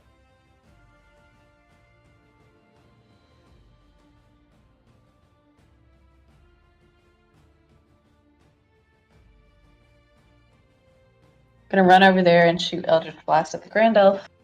Make 2 with advantage.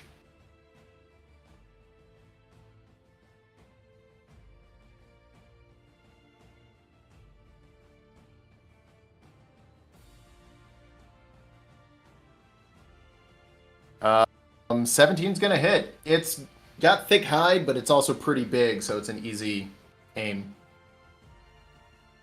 That is... second one's gonna miss, but you still get your damage from the first one. With sneak. As your Eldritch Blast does pretty well, and sneak attack. A big chunk of its flesh goes flying out of it and splattering across the ground. Yosara yells, "Get to Dimkin now!" And that's the end of my...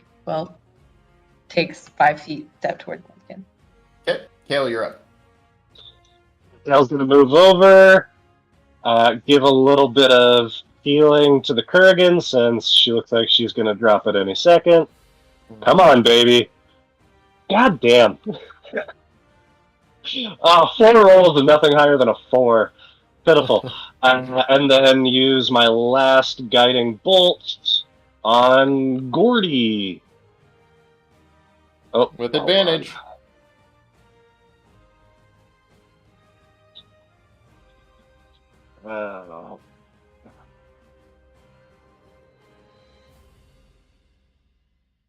It doesn't automatically do the advantage for that. Should. Okay, well, let's see if it. If you hold, not shift. No, shift won't do it. If you click advantage, it'll do it. But I don't know. Drop it on. Let's see what happens. Without it. Oh yeah, all right. Let's give it a try. Yep, it does. Cool. Good, I needed it. Go ahead and roll damage on poor little Gordy. There we go. That was a good roll. You blast Gordy. Just got He's it. still up, but he's hurting. Eat that, invisible boy. And In the galley. Kale's done. Okay, Sana, you're up. So, let me talk about how damaged is that Grand Elf next to me. He's hurting pretty bad. A lot of blood coming out. Is holding on, but not by much. Okay. Well.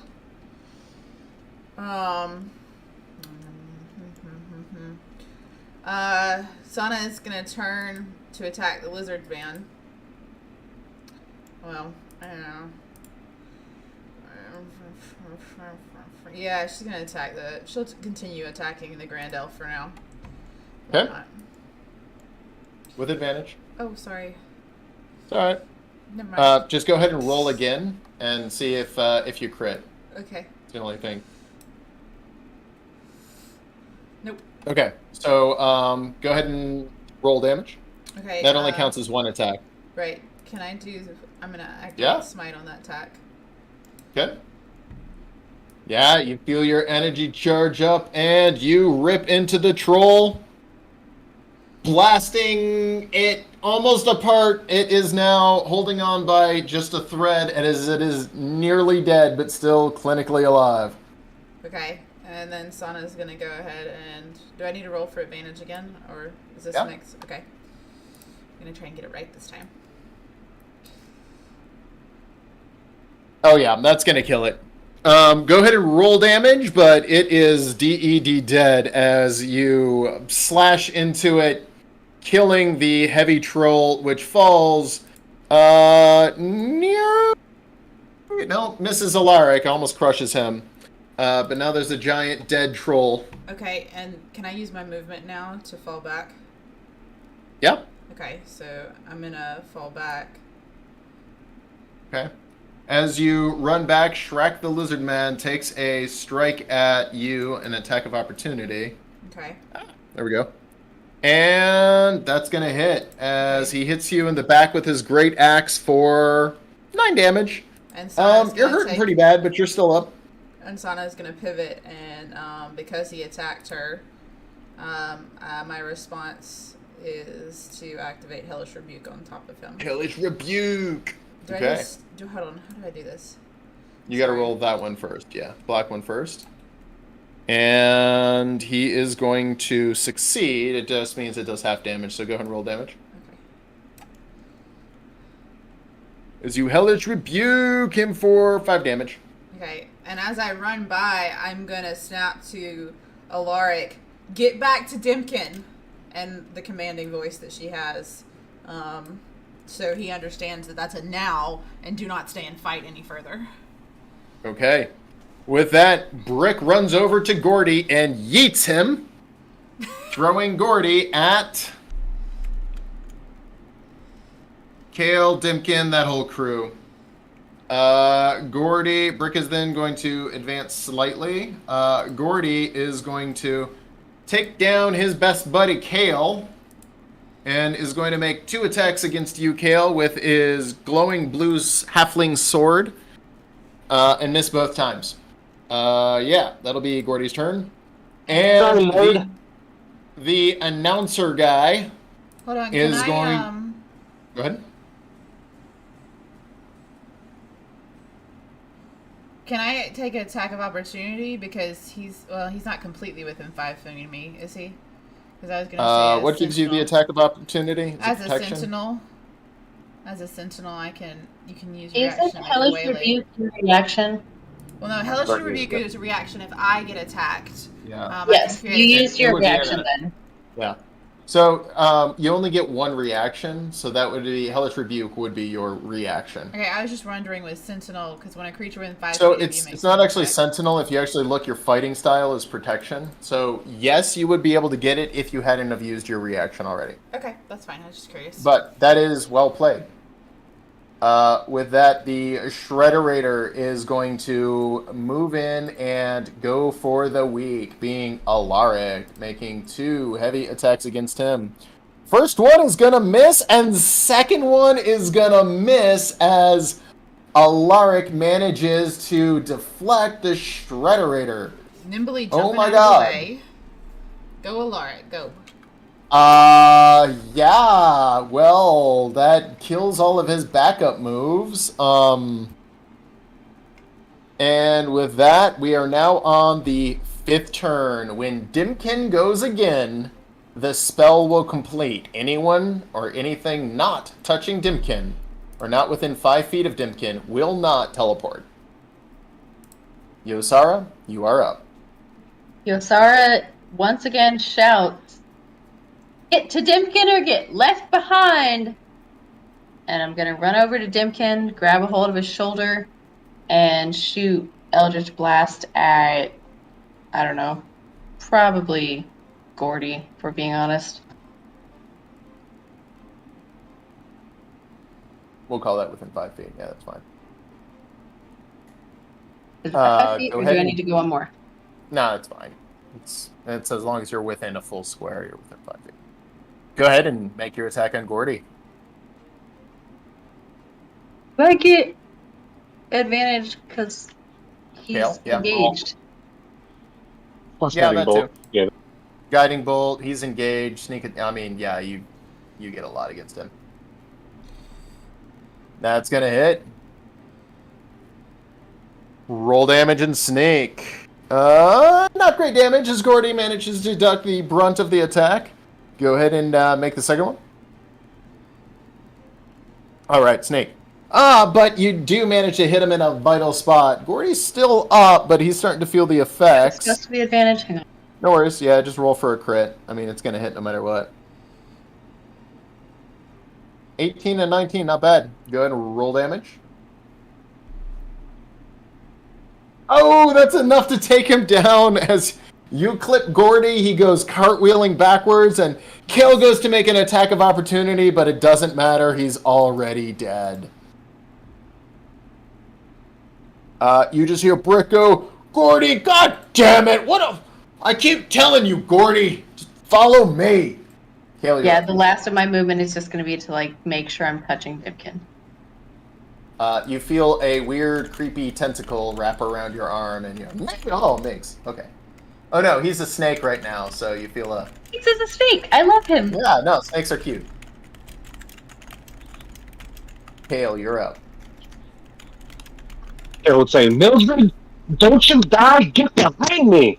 And I'll use my Aura of Vitality on her. Come on, give me something good. Well, it's better. Better. And I don't have any. 4, 4, and 7, so that's 29, 19 HP. Yeah, it's not good. And so I don't have any more guiding bolts, so that's all Kale can do. I'll just stay put. Okay. Sana, you're up.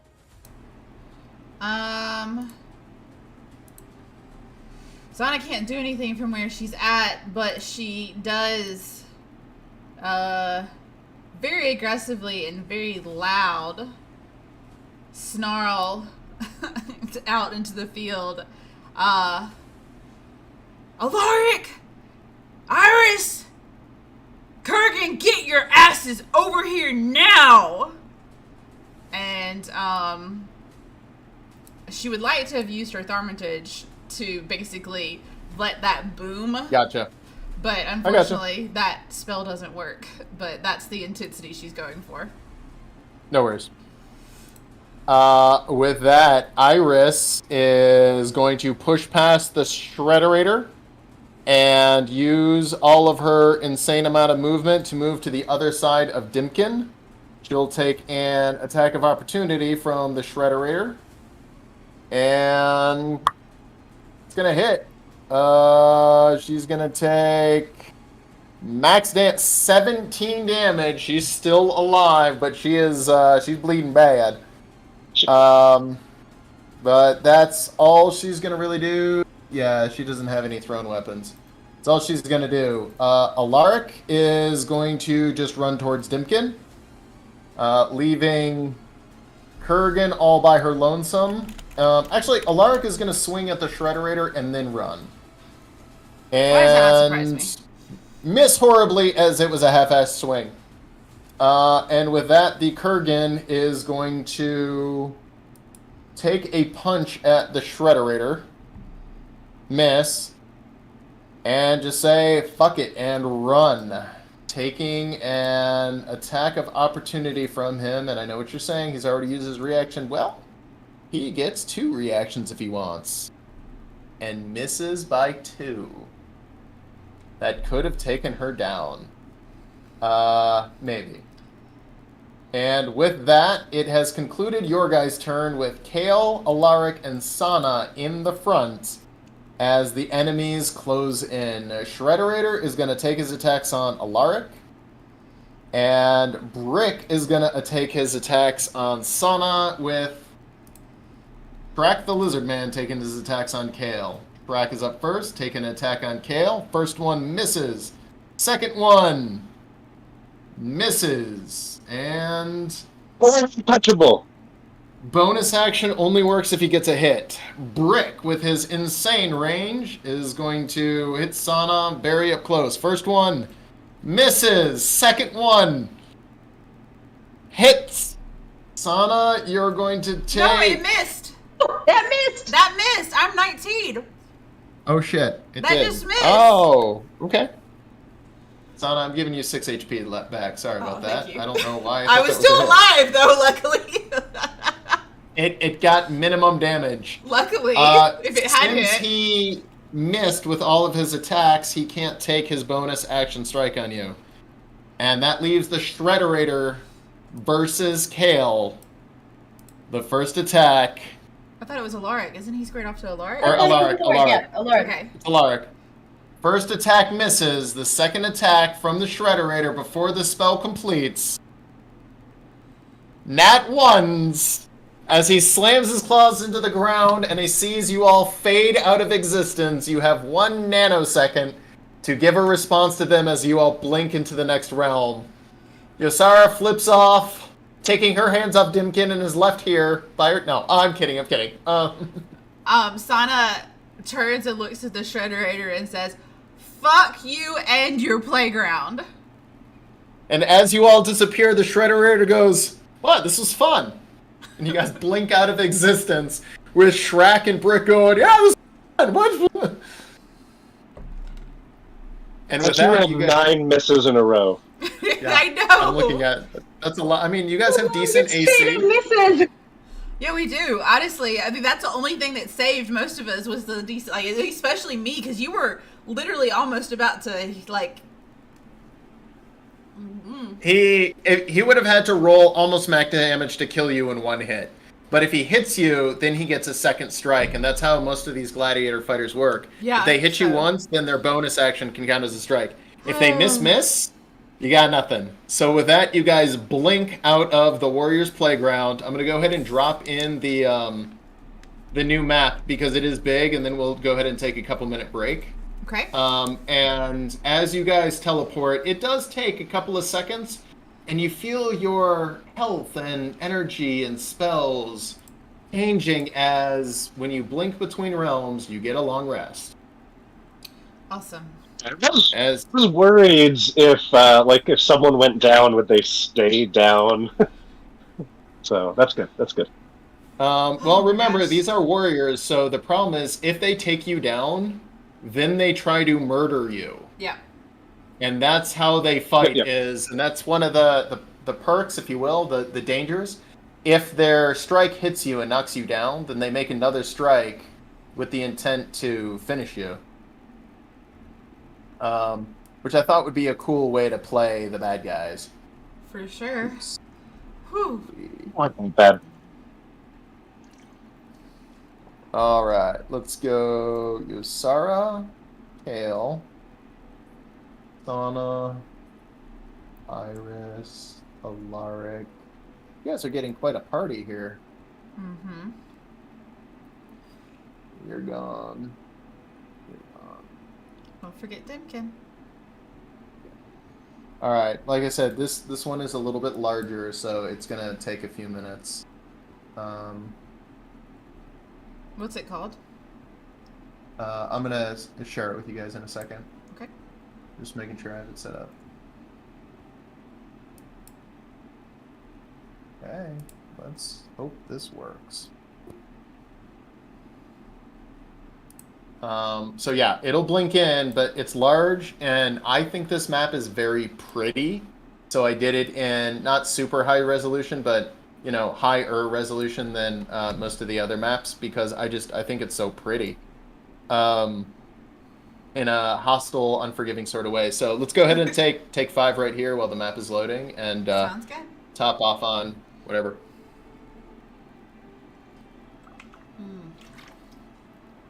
I'm so glad we survived that fight.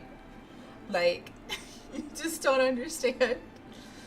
That last round was stressful. I was really a bit worried that they weren't going to make it back or one of us was going to die and be left.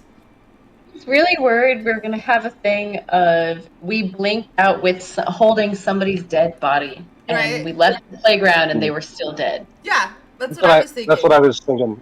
I was Oh like, my gosh. we went through all that trouble to save Coco. She better make it through. Right? I felt so useless with my terrible roll. It's okay, Kale. You were still amazing. You were still amazing. Well, yeah, Right. with being relatively neutered with none of my spells. But I yeah. know, right? BRB. Hopefully this will be better. BRB. All right, stream. That was great. Oh my goodness. Oh, here comes the map. Oh wow. This is gonna be interesting. If I move it, it can fade in. That's fun. Oh, guys. Hope you guys are enjoying it. Leave a like and follow to watch more. Thank y'all for being here. Appreciate the support. Come on, guys. We got a plan idea. We like the neighbor stuff. We kind of got to get along with friends without being attracted to any I don't of think them. Kale realizes we can hear him, so I'm going to turn that off to stream.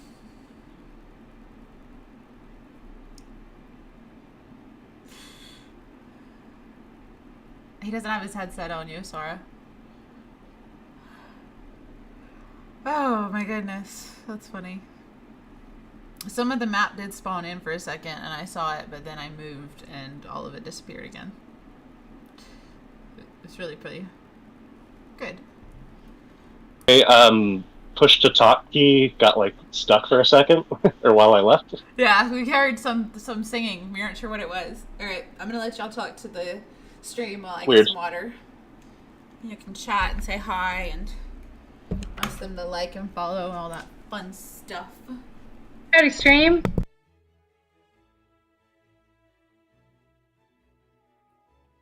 Kale and Yosara here.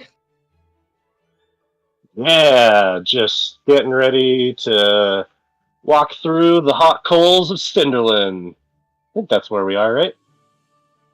Like, It's in my well, that's notes. where we're trying to get to. Yeah, that's true. Oh yeah, well, I guess we don't have to roll? Maybe? I don't know. Seems like that's where we are. The map says Cinderland V1.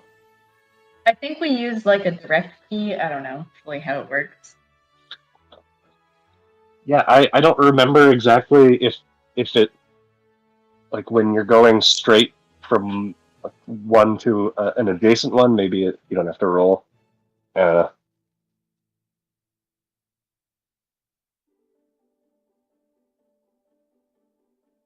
I'm fighting a corkscrew right now. I'm sorry.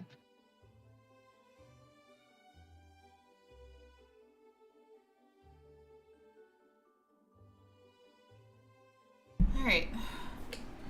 We got some very calming music right now, which is nice.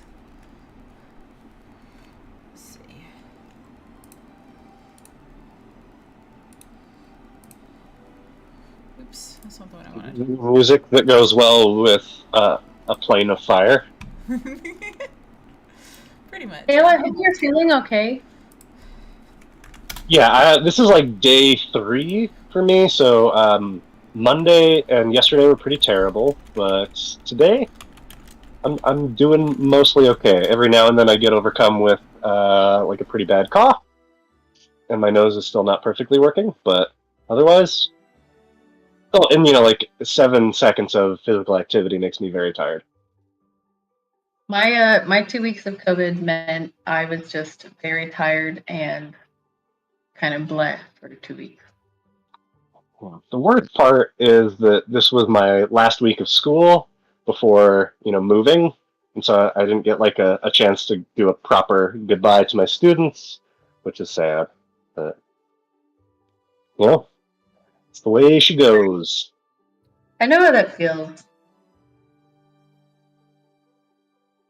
My grad program, I was graduating May 2020, and we had last week of class, and then spring break, and then mid-spring break was when COVID hit and we went into lockdown, so we just never saw each other after spring break. Dang. Wait, so you got COVID like right away? Well, the country went into lockdown my last semester of grad school. So March 2020, we had spring break, and then it was the week of St. Patrick's Day, and that was when all of the statewide lockdowns happened. Yep, So yep, I got you. normal classes, and then spring break. Okay, yeah, no, we'll see you later, and then didn't. No. That's unfortunate.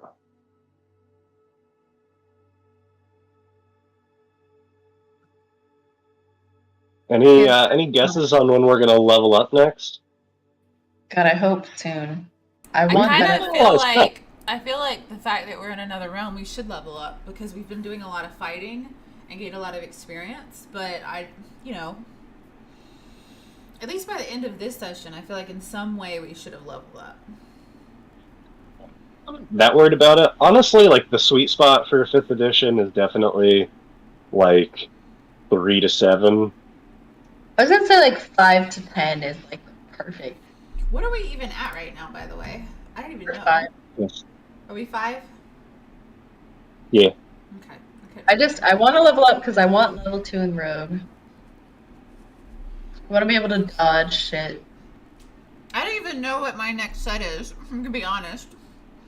I have no idea what I get next of anything.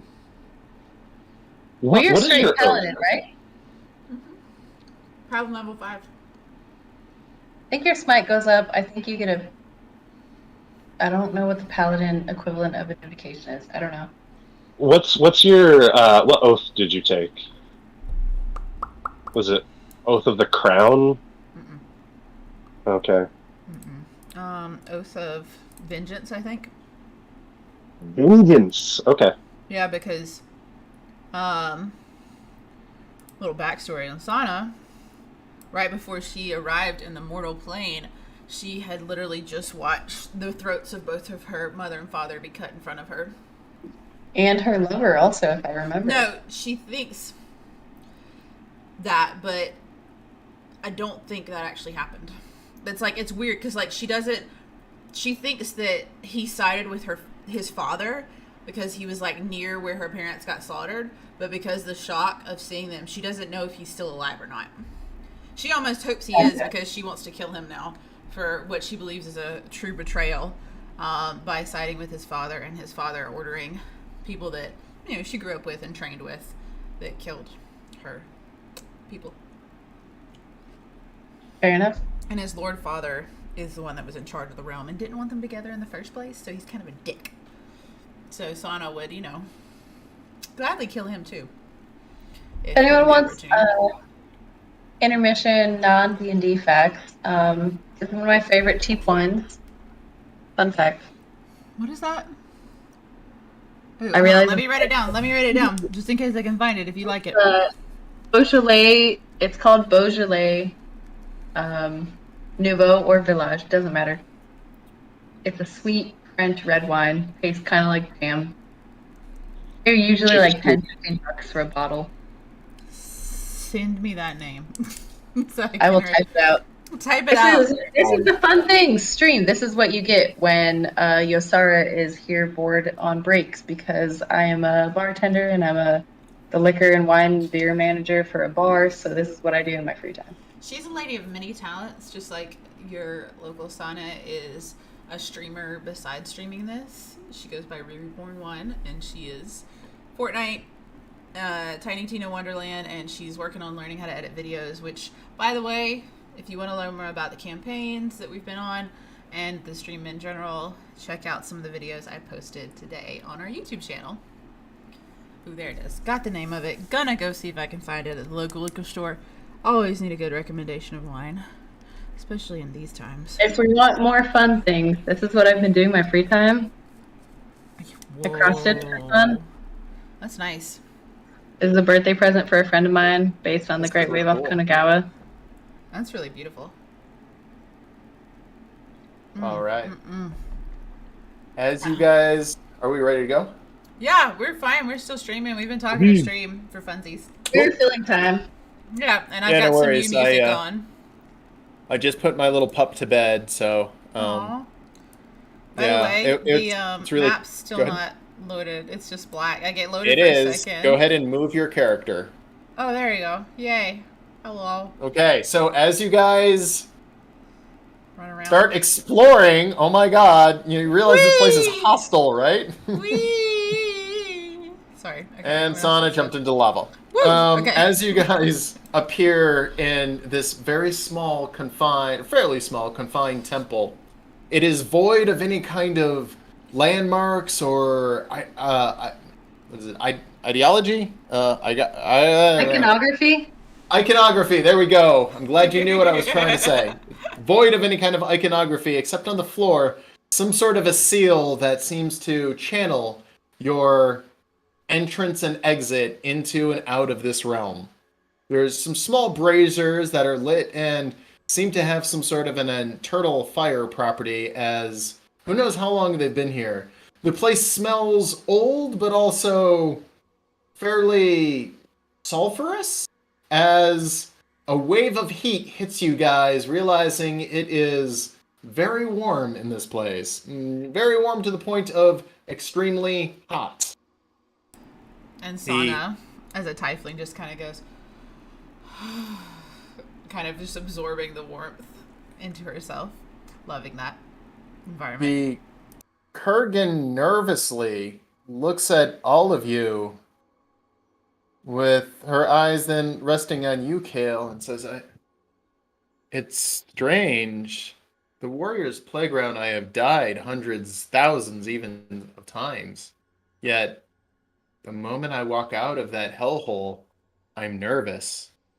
Surely anything could be better than that, but the comfort of knowing how bad something's going to be, it feels strange to leave it."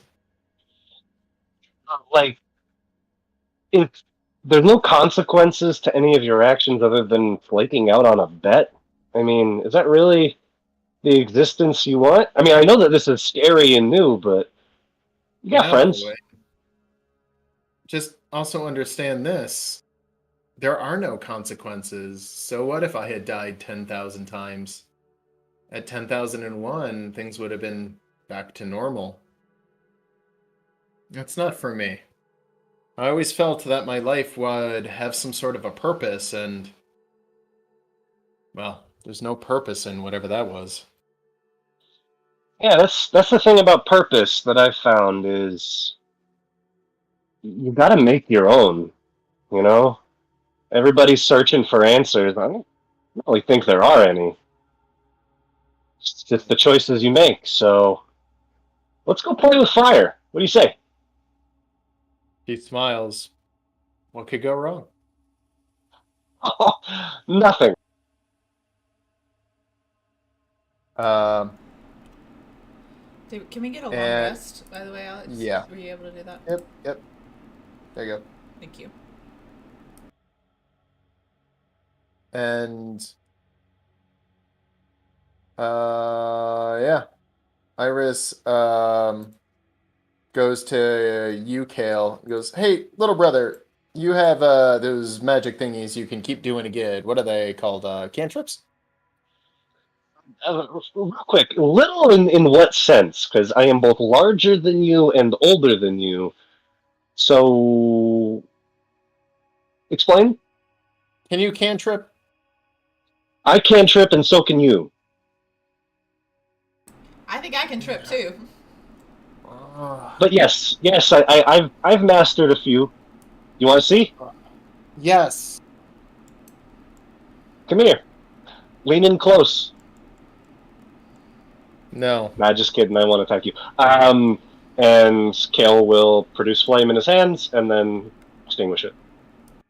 And produce flame works just fine. Wait, you asked about cantrips, and I try to Eldritch Blast close to Iris. As it impacts the ground, she goes, yes, we know that one worked. I was trying to test to make sure everything else worked. The only thing I can do is... Later, Yusara. Just remember, the last... Hey, Iris, remember, you're in the Feywild. Language is incredibly important here, alright? Mm-hmm. You should be more specific, Iris. If you wanted to ask if the rest of us had abilities that were working now that we were in another realm, you should have just said that instead of being so indecisive with your words, Sana says. And Dimkin goes, yeah, okay, guys. So anyway, we should probably figure out what this place is or just try to get out of here. But, okay, so I tried to warm up one of the tuning forks and nothing happened. So I think we're going to have to go somewhere that has another seal similar to this. And he points to the ground. We also Right. got to be on the lookout for artifacts, Dimkin. That's true. We Yeah. gotta bring back stuff for the lore hunters. I mean, they say we have to. But also, and what did you use to transfer us here? did he? He goes, oh, I just used one of the ones that the lore hunters got us. So, yeah, we're down one universal transporter. Okay. Or left. Yep. We've got to find another circle identical to this. So, hang on. This is going to be mostly an Alex question, I'm sorry. Uh-huh. Before leaving the playground, we had 1 Fey key to home and 4 regular universal Fey keys. Do we now have 3 universal keys and 1 to home? Yes. Okay. You're tracking that right. Couldn't remember who had them in their inventory. As you walk around outside Yosara, Sana. Is that Sana? That's Sana. Yeah, Sana, as you walk outside, you see that you're on this pillar, if you could call it that, surrounded by a cool molten lava. Cool in the molten lava sense, meaning it is molten. It is definitely a sort of heated rock. But of someone who knows about fires and things like that, it's definitely not the hottest lava out there. A quick kick of a rock leaves the rock hitting the lava and sizzling on top and slowly melting in there. And you think to yourself, I've seen hotter. Leading you to believe that if you fell in, it would not be an instant death, though you would not want to be in there for very long, as it would be incredibly painful and deadly. It would not instantly absorb you and disintegrate you like some of the lava you've seen in the past. This is on the cooler side of the molten rock. You also notice several little tiny things in between the lava, and it's only a couple of foot jump. You could probably make it across those things pretty quickly. As well as a brief circle of the place, you see several what looks like ruins from temples or something like that. Shards of buildings that have been destroyed. Rubble all over the place. Each one of these pillars is roughly the same height, allowing you to jump across the little rocks in between pretty easily. It would be more of a challenge if you were in a hurry running across those rocks, but you know, if you were not in a hurry, running across those or jumping across them would be fairly easy. Sana, I'm never going to be in a hurry. Sana, after kind of having walked a little ways around and seeing the multiple paths, comes back in and just basically debriefs everyone and says, okay, so what we're looking at here is you're going to get burned if you stepped in the lava that's outside, guys. It's going to hurt you, but it's not going to kill you immediately. It's only if you stay on it long term and start sinking that you're probably going to die. We've got a couple of islands, it looks like, that lead to different paths with some different versions of ruins. I suggest we just start going from island to island to see what we can find in these ruins. Probably find another entrance. I don't know what kind of creatures are here, but I definitely think as long as we traverse the paths and get across quickly onto mainland and then kind of stomps on the ground, you know, similar ground to what we're standing on now, you know, no matter what we encounter, we'll be able to fight. Best thing is just none of you guys really should step on the lava if you can help it. Oh, you know what? I completely forgot something off topic. After spending a considerable amount of time in the Warriors Playground, fighting, you guys have learned some new moves, seeing all those great warriors, and coming to this part of the Fey Realm, you feel a sense of relief leaving, but also a feeling of emboldenedness and strength. Yeah, you guys level up. Love it! I'm going to level up everyone but Dimkin. Dimkin, when he gets back, will just remind me to level him up. So, I would like my completely level to be in Rogue, because I spent most of the warrior fights sneaking around. yours. Or, like, on the Okay, outskirts. so let's go Calaius's. Rogue. There we go. So, Yosara, give me a D8 roll. Level up time, level up time, level up, level up, level up time. Maxed. So you will be at 48 HP. All right, and your abilities, you can now... Cunning action, that's it. So you can dash, disengage, or hide as a bonus action. All right, Mr. Kale, Druid. Yes, sir. All right, you are going to get a level of Druid. Go ahead and give me a D8 roll. 53 HP. And for your ability, does it actually say on there? I get Cosmic Omen, and basically what this is like at the beginning of, after finishing a long rest, I roll a die. If it's even, then I get the wheel ability, and if it's odd, I get the woe ability. It's kind of like Bardic Inspiration, or Cutting Words, but I can use it each day a number of times equal to my proficiency bonus. Neato. But it's whatever I roll, it's that for the whole day. So it's either all wheel or all woe.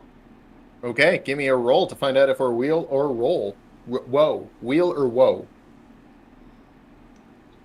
Wheel, right? So that means you can inspire people with a D6? Yeah, it's like so I use my reaction when I see a creature within 30 feet of me about to make an attack roll, saving throw, or ability check, and I can add a D6 to the roll. Can you do that every reaction, or is it only like one time? I can just do it a number of times equal to my proficiency bonus between long rests. Awesome. It's great. And then Sana, Paladin again. That's all I got. I guess I think that's all I can go up. Let's go ahead and do Paladin. Class of Paladin, Sana's average hit point. Give me a D10 roll. That's the one that nobody ever uses. Aw. Okay, we're just going to keep you at factory then. You're at 56 HP. Okay. What did you get? One level Druid, class Paladin, average hit points, feature Aurora of Protection. Okay. There it is. Roar of Protection.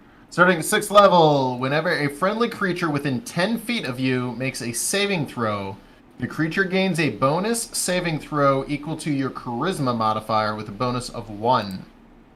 You must be conscious for this. Interesting. So your Charisma modifier is -1, so it's a minimum of 1. Okay. Why is this one Charisma? I thought you were a Will caster. Or Wisdom caster. I thought so too. Kinda lame. Paladin's a charisma. What's that? Paladin's a charisma. I thought they were Wisdom. You're thinking clerics. You sure? So should I have charisma over wisdom then? Or what about intelligence? Because now I'm confused. I think I might have helped you build your guy wrong. Uh-oh. You definitely want charisma your highest after strength. I mean, since we're Maybe already Constitution. level 6, you can, as you see fit, swap that to wisdom, not charisma. Yeah. I'm going to go ahead and swap this to you're a Wisdom caster because that's on me. Okay. You can tell I've never played a Paladin. Neither have I. Yay. No worries. But yeah, we're going to say you're a Wisdom caster. I genuinely believe that, and everything was based off of that, so... This is true. Everything was based off of being a wisdom caster. And I love Fantasy Grounds, but the one thing Fantasy Grounds does have a hole in is it doesn't always tell you that. So you have to kind of pick which kind of caster you are, and you have to tell it kind of manually. Yeah, I would love it if we had enough viewers for the internet to be like, no, you're wrong. Yeah. They'll But until then, viewer, go ahead and deal with this. Okay. All right, cool. So we are all level 6. Level 6. So where is that? Do I get it? Oh, hang on a second. Very important. Sana, can you roll me a d8, please? Okay. Alaric now gets 6 HP. Oh, nice. Very nice. Good job, Alaric. We actively choose to make Iris not level up. No, Iris does not level up. Good. Because Iris is just a tag along, whereas Alaric is mine. Yeah. Mine? Mine? Mine? That's the only thing it would affect. So do I get another So, spell or anything from what you said? Or did I miss that? I don't think it happens this one. I think it happens next one, where you get level 2 spells. Okay. But clearly I don't know, because I never play Paladins. I'll look Not that I up don't and like learn them, I some just more. haven't. But I think it affects your lay on It was hands. Conquest. That was what it was. I think you get one more lay on hands. You get number equal to your level. I think. Should I say? Whatever. We'll figure it out later. Until I know for sure, I'm just adding one for your level. Anyway, alright, cool. So, you guys now kind of have a lay of the land, with Iris saying, well, if we need to find another seal, why don't we split up until we find it? Yeah, go ahead, Iris. If you want to wander off into hell on your own, you can do that. I'll do that. And We're not going to stop you. I think we're gonna probably have to rescue her at some point. That's fine though. Kale, we could.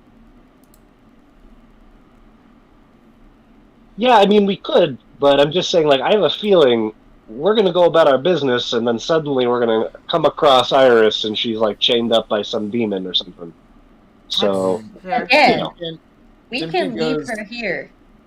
maybe I should go with her, and Dimkin starts wandering off on his own. Again, no. And hold on, wait a second. Sonus is Uh. chasing after him. All right, you guys want me to stay with you? 'Cause, Yes. I mean, Iris is like pretty cool and like. No. I'm sorry, no. Timkin, you really want to trust the bitch that tried to behead your best friend versus us?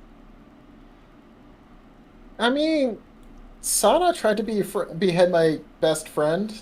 Hey, and succeeded.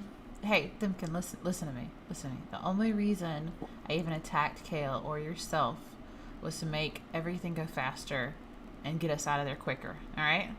So. And Alaric says she didn't try to behead me.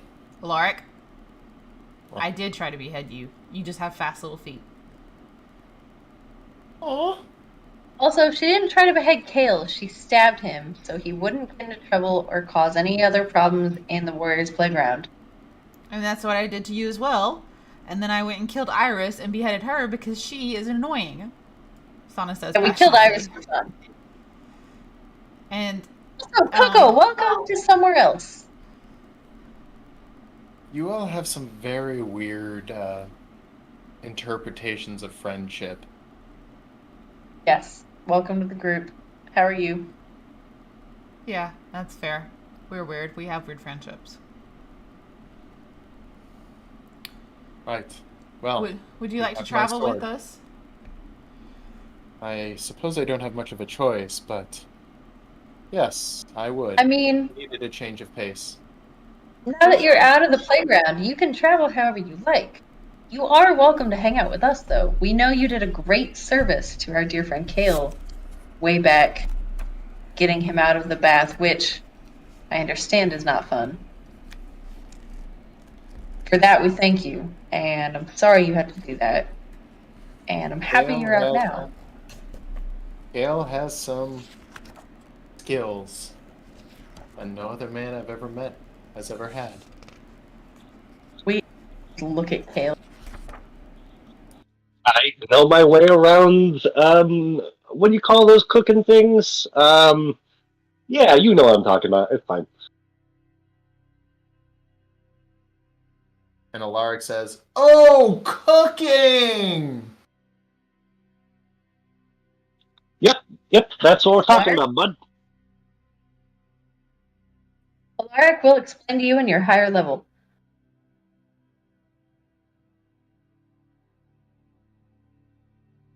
I really like that one, actually. So, Coco, I guess, first off, are you okay with us calling you that? Do you prefer the Kergen? Because that felt like a playground name that wasn't really a name. There's a reason they call it the Warriors' Playground. Part of the world just isn't real. Now that there's consequences for our actions, I should think that a new name is in order. Coco, it's kind of fun. I've never had a cute name. I would like to try it, if that is okay with you, Kale. It's your life. You do what you want. The slate is wiped clean. We are even Steven. You do what you want. I should like the name Coco. It is funny that I freed you and then you freed me, and you have given me a name. Perhaps I should have to give you a name. Hey, if you want, go for it. Do it. I want to hear what you have to say. I am not so good with names. But you are small and funny, like a weasel. No, that doesn't feel right. I shall try. But it's close. It's close. So here's. Do you want to know how I came up with your nickname? Basically, you just look at a person, and I saw your big, beautiful bald head, and I said it reminded me of a coconut, and so I called you Coco. He looks down. Simple as that. I thought it was because my skin was brown, like Coco. I don't know what you're talking about, Coco. What is, like, the way you're saying that is weird. What is that? Hey, Kale, so you remember the chili contest you talked to us about? Yeah. So, chocolate comes from cocoa. Chocolate comes from a coconut? That doesn't make any sense. No, not coconut. Cocoa. Yeah, but it's like a Cow. nut. It's a cocoa nut, right? No, it's a fruit. What? Hey, What? Chocolate hold is on. a fruit? Usara, That's our Usara, fruit. you guys are going to confuse each other over this immensely. I can already tell. So, Kale, let's just say she was literally thinking the color of her skin, which is the similar color of chocolate. And we're going to leave it at that. Okay, sounds good. Okay, awesome. Let's go ahead and move on to these ruins that I saw over here, because I want to find an item or two and see if we can find the next pathway. I'm really Sarah itching. whispering out of her mouth, like, Sonic, come on, that's gonna be hilarious. You know, it probably could have been. she mutters. As you guys go to walk off, she grabs you by the shoulder, Kale, and goes, Will you find me one of these cocoa nuts? It is would be my greatest honor and my new life's mission. Can I roll to see if I hear that? Yeah, good. Hey, Alex. Yeah. Totally, like, random. I'm going to talk to you about my character after we're done. Just because I was Okay. looking at some stuff and I want to, like, confirm with you on everything beforehand. Sure. All right. As you bounce across and ninja your way, you see a stairway moving up, and it seems to go on forever. So, I heard the story once that if you ever encounter a stairway that seems to go forever, you should immediately turn around and go the opposite direction. Now, suffice to say, this was from someone in the Feywild, and this was talking about generally these woods that were near our home that was not very safe. And I'm not sure if that, confers with this, but basically it says that you would die if you went up the stairs. Sana says, looking up at these stairs that seem to go on forever. That Kergen looks up at those stairs and goes, I mean, if you're afraid to go up, I will go up first. Hey, Coco, I don't think it's so much a fear thing as a logic thing.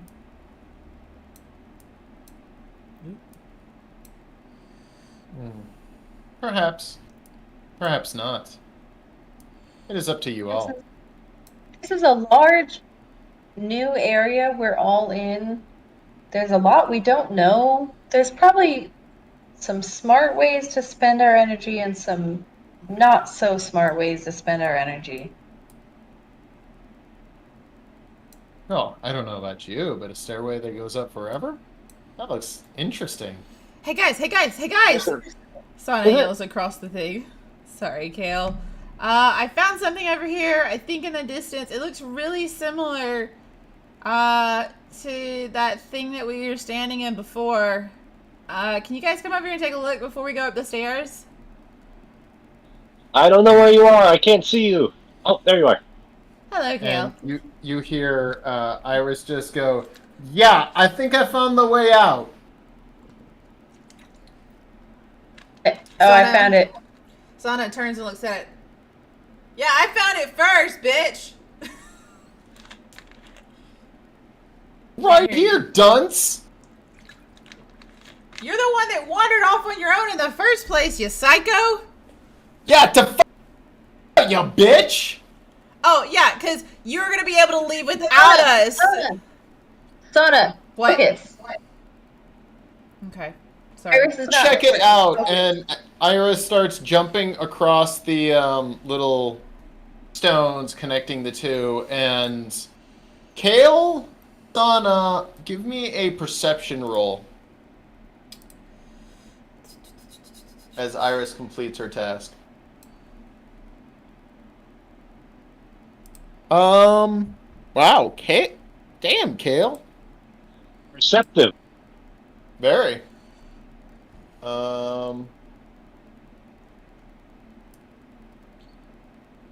Check your chat on Discord.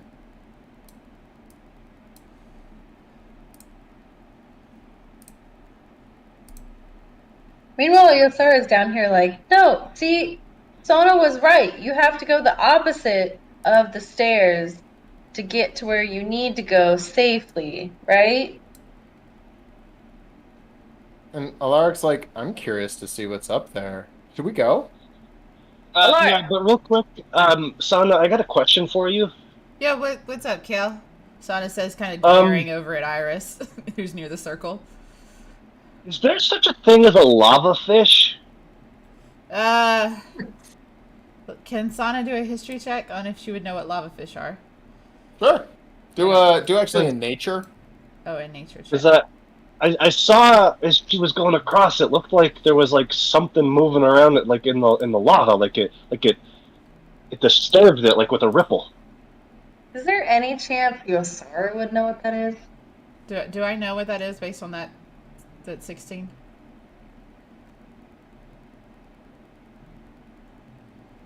16 is pretty good. Yeah, Kale. I mean, most creatures, lava included, has such things like fish. So, I mean, I would definitely see. So, what did you see exactly? Oh, well, I didn't see it like a creature or anything, but I just saw like a lot of the lava got displaced with like a big, ring. Kind of like when, you throw a stone in the water and it ripples out. It was like that, but something from underneath. Uh, uh, how big exactly do you think this ripple looked? Like, can you give me an idea? Because there are other things besides fishies that could be in the lava. It was somewhere between a bread box and a school bus, I don't know. Well, what's a school bus? I don't know. So a bread box and I guess a boat maybe? Yeah, sure. Yeah. A cart even?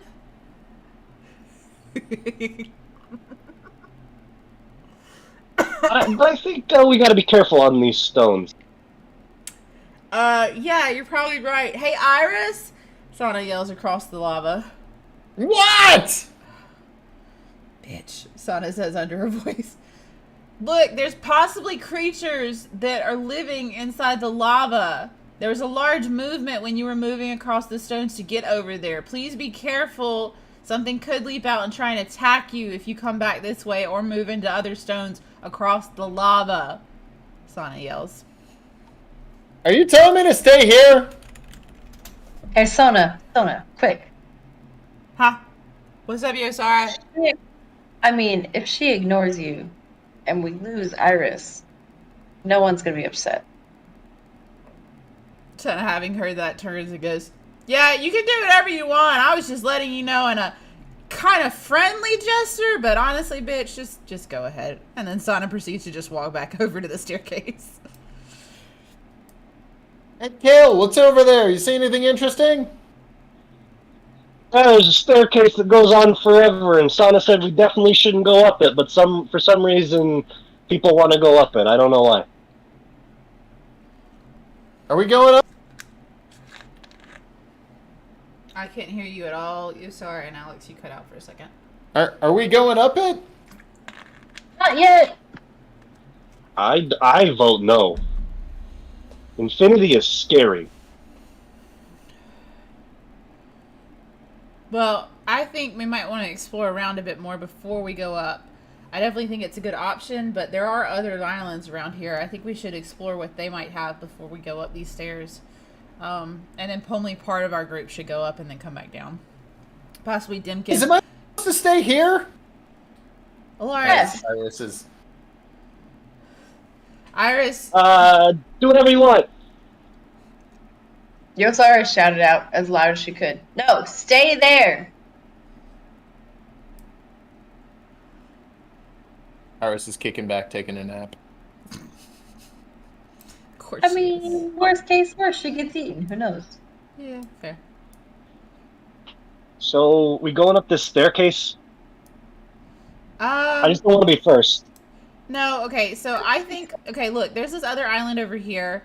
I think we should wait before we go up the staircase and explore a bit more. We don't really know what this area is, but we do know where the second gate is, which is really helpful. So why don't we explore a bit, see what we can find before we jump onto this staircase, you know? Okay, Is there another staircase over there? Yeah, so we're talking about staircases. There's another one over there. Oh, is there? And Sana kind of goes up next to Kale. I point to the southwest. I'm guessing you're talking about down where we are. So, okay, we've got two options of staircases then. Well, let's go over here and explore this and see what else we can find. Because I don't want to go up anything just yet. And Sana hops over on the rocks and proceeds to kind of land on this island and walk around in the rocks. And then hops over. Alaric hops over. Alaric goes over to the staircase. Yeah, it just looks like it keeps going up and up and up. It's not a bad thing. Like you, Alaric. A rising star. Oh, hey. What's that over Kale, something- go ahead and roll perception. There's something blue over there. Yeah, Kale, with your amazing perception, you see several stone statues and several stone statues of creatures, some sort of a gargoyle kind of thing. Then behind them is heavy pieces of armor in various states of looks like decorative posing. Okay, but Well, guys, this could there's be something dangerous. shiny over here. What's Yosara seeing? You're started seeing colorful things in this little ovular island. Yosara, give me a perception check.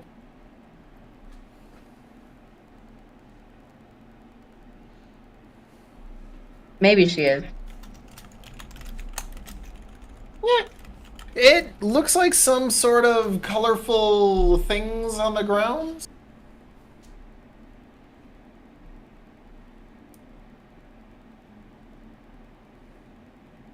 All right, so we've got this option right here, and Yosara says she sees something else. So I think we don't go up the staircases. Let's just keep exploring around and see what we can find. Alara, come on over here. Coco, if you want to come, we're gonna go this way. And Sana proceeds to jump. And then Oh my gosh. Alaric follows you. Sana, as you approach the chest, stop where you are, everyone right now. Sana, roll initiative. Okay. Alaric is right beside you with his initiative of jack shit. As you come across behind the statue in the center, you hear this rustling, moving sound, and you turn around just in time to see a creature that you have never seen before. And as I'm sure those of you who know D&D can guess, it is in fact a large Gorgon who is hiding behind the statue. Sana, and Alaric are going to take the first round, and then everyone else is able to join in after them, as they were alone when they... there it is.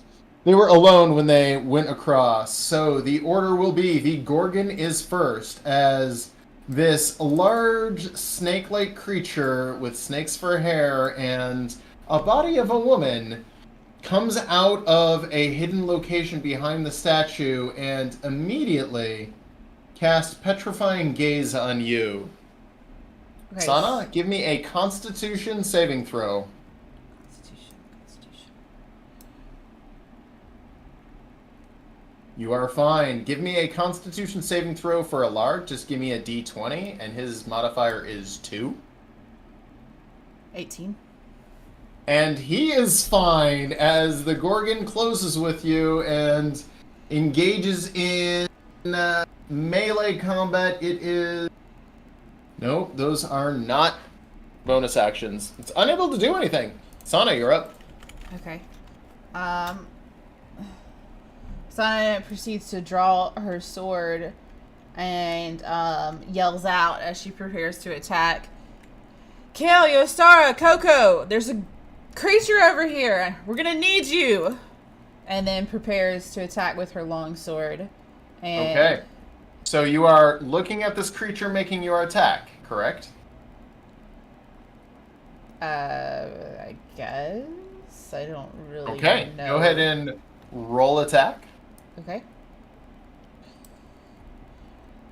As you attack it, which I can't remember, do you have the upgraded sword that crits on a 19?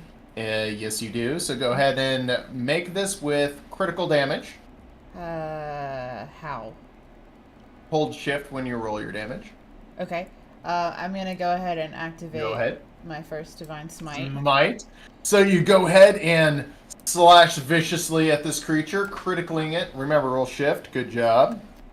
Doing some very good damage at it, but the mere act of looking at it, go ahead and give me a Constitution saving throw as This creature has a presence about it, and you can feel a powerful magic reflected back at you. You seem to be resisting the magic just fine, but you can feel it trying to claw at you, slow you down, and the mere sight of it seems to be causing some sort of an effect, a magical effect, at you. You may continue attacking as you wish. Okay.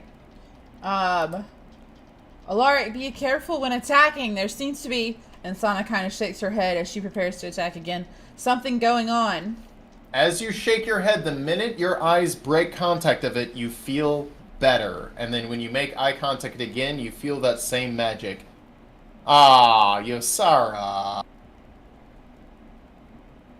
You said Gorgon, alright? You already named it. I know, but the player of Sana genuinely didn't know what it was. Sana still doesn't know. Still. But, Okay, no worries. Sana proceeds to look at it again and goes ahead and attacks the with attack. her longsword. Okay, and that hits. Go ahead and roll damage. And no smite or anything, just straight damage. Yours. Yeah, you do a little bit of damage to it. You kind of miss your major mark, but you still hit it. Go ahead and give me a Constitution save. Okay. You're fine. No issues. And then Sana, upon ending her turn, raises her shield and puts her head behind it, kind of closing her eyes, trying to get some relief as she had felt just a second ago. No worries. Alaric, seeing you fight it, runs and is not quite able to get flanking, but he does exactly what you're doing. And as he attacks, he misses. And he's level 4, so he does not have a second attack. Alaric then makes his Constitution save. 16, no issues. Okay. With that, everybody else roll initiative starting... Actually, we'll just go in distance order, so it'll go Kale, Kergen, and then Yosara. Kyle definitely doesn't know what this is, so he has no reason to shield his eyes. It's gonna... I know what this is. What's that? You can say it when it's your turn, so it'll go Kale, then Okay. Kergen, and then Yosara. And that'll be your bonus action to describe it. Kale's gonna go ahead and hurl an ice knife at it. Interesting strategy. That's gonna hit. Go ahead and roll damage. As this ice knife hits for minimum damage, you see its skin actually freeze and start to pop. Something about that cold damage just actually exploded its skin the minute it touched that level of cold. So that was actually the piercing damage. It does need to do a dex save. Sorry. I thought it did cold damage. Succeeded on that. Gale has no issue. It's just piercing? I thought Ice Knife did cold. Well, so it does piercing, but then it has to do a dex save, and then there's additional cold damage. Okay, so does the Gorgon need to do dex save? It would have saved. It's got a 17 on it. Yeah, it saved, and it's not halved on a. It's just all or none. All or looks nothing. like. Gotcha. Yeah. Seeing that the Kergen runs in, uses a dash action, and closes with getting flanking with Sana, attacking it directly. The Kergen, yep, she'd have to make a save with her freaking 1,000,000 Constitution. She has no issue. Yosara, you're up. As you see them fighting, I would say, yeah, you're pretty far away. Do you think you would know what it was at that I was distance? gonna say, can I roll a history check to see? I don't know if you Go saw nature as opposed to history, as it is technically a creature. And there is it is also a very It is snake-like. You know what? Go ahead related and and stay related. Make it with advantage. We'll put this at a DC 13.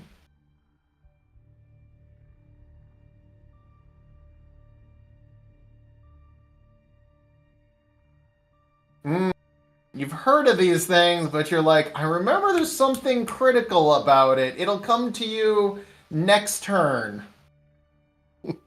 Just delays the recall a little bit. Guys, these are bad news. Stay. I don't know. These are bad news. You still have your action. That just counts as your I'm bonus gonna action. Eldritch Blast at the one I can see. Yeah, no worries. And you'll get advantage as and sneak attack.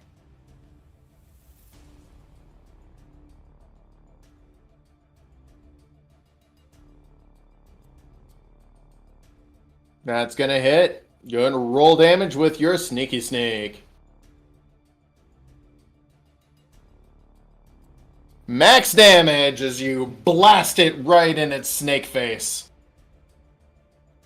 But minimum sneak. But still, it's nice to shoot in the face. You see several scales are now sloughing off of this thing. It's hurting pretty bad. That's gonna hit. You're gonna roll damage.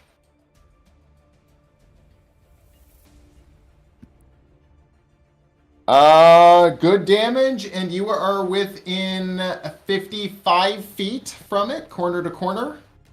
Go ahead and give me 2 Constitution saves with advantage, as you resist magical effects.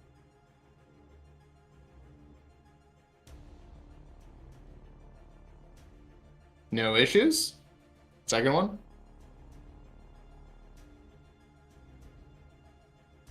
No issues. You're fine. Again, you feel this pull of a magical effect against you. The Gorgon, now feeling surrounded, is going to attack the person who just did the most damage. And she is going to make a... Where is it? There we go. Poisoned arrow attack, which is going to miss. And then as she's going to use her primary attack, her hair is going to attack you. And all 8 snakes, 12 snakes are biting at you, but you manage to dodge it all in spite of her 1,000,000 modifier on that. Yeah, Sana is an amazing tank. With that, that concludes her turn. Sana, you are up. Sana proceeds to strike with her longsword on the first one. You will get advantage on that. Yep, doesn't matter. Do not roll advantage, as that's a critical. Okay. So go ahead and roll crit damage. That's shift. Yep. Yeah, that is some pretty impressive damage. And then... Almost next. Hang on. What happened there? Was that smite? No, that was just improved critical damage. I didn't smite. Hey, I'm just asking because Well, that dice. was 4d8. Yeah, I hit shift and pulled my If the D8 regular plus is 3. 2d8. My regular is D8 plus 3, so... Right, I but don't it should know. only be 2d8, not 4d8. I I'm just can roll wondering how it again. did that. No, it's fine. I can... I'm just going to... Oh yeah, it should have been that, sorry. There we go. I But don't even know why that's it not did right. that. Hang on a second here. Whoa. Did it automatically do the crit on the 19 for her? Yeah. So shift is not necessary because it Oh, automatically. okay, sorry, that's why it did that. My No bad. worries. That Okay. was on me. I didn't know it would automatically do it for a 19. So go ahead and just roll a normal damage with holding shift on this one, and it should balance out. She did. She I got did, the it's 8. the 8. Just do it again because that 8 doesn't feel right. That 8 is not right. It should be 12 if you look at it. Should be 15 plus 3. It's not adding right. I don't know what's going on. I'll check it later, Okay, but that's fine. that would be... Okay, hang on. Why is it saying D8 plus G8? I don't know. I'll check it later. I'll play Okay. around with it. But I know what it should be because it's an 8 and a 7. Okay, I'll go ahead and roll for my second longsword attack. That's gonna miss. That is a miss. Go ahead and give me 2 Constitution Does saves. she have advantage? Yeah, she would. But give me a So she gets one more. Constitution save first. Yeah, she would get one more. Okay, I'll go ahead and con save first. Yep. Oop, that's 11. Okay, as you do that, suddenly you feel this weird slowing of all of your joints and limbs, and you realize that you are starting to turn to stone. Your movement speed is now halved, and you make your attack with disadvantage. And that we're going to go ahead and keep that 12 because the attack would have been at disadvantage. And you realize that you are beginning to petrify or turn to stone.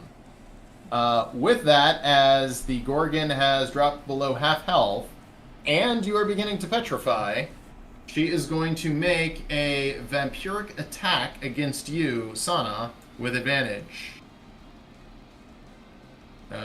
Supposed to be with advantage, but I screwed it up. Hang on. And it... Oh, okay, it does hit. She's going to do 5d6 necrotic, and with that heal 20 HP as her mouth bites onto you and you feel your blood getting sucked out. It goes into her and immediately begins to heal her. Hellish rebuke her in response to her attack? Absolutely. You definitely can Hellish rebuke. Yeah, she was not expecting this at all, so that's going to go ahead and do full damage. Go ahead and roll damage against her. And as this creature bites you, your skin burns and shoots a torrent of fire, just popping a lot of her flesh and skin. It does some extra damage as she was not expecting this at all. Where's Alaric? Why? Oh, Alaric's all the way at the bottom. Kale, you're up. Hey, Kale is just gonna attack with a little produce flame, trying to be conservative. Okay. Gonna hit. Go and roll damage. Okay, and it doesn't, let's see, automatically scale the damage with the leveling, so... Do I hit shift to roll the extra die for level 5? No, just go ahead and roll damage twice.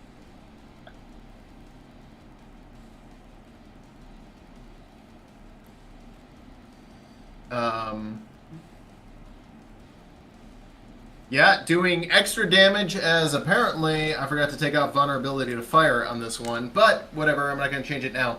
As the fire begins to cook this creature, you smell that familiar burning that you smelled when you killed the forest beast, and you see the popping of the oil within it. The Kergen makes its attack, unless you have a bonus action, Kale. I'm good. Kergen makes 2 attacks with advantage against it, as it is almost dead.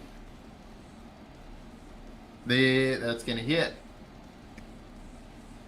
Kergen makes a single strike on it and manages to decapitate the creature's head. As the head goes flying off the body, it lands into the lava and begins to dissolve as the body flails freakishly and sprays a little bit of acid blood. Everyone within 10 feet of it takes 7 acid damage, which is Alaric, Sana, and Kergen.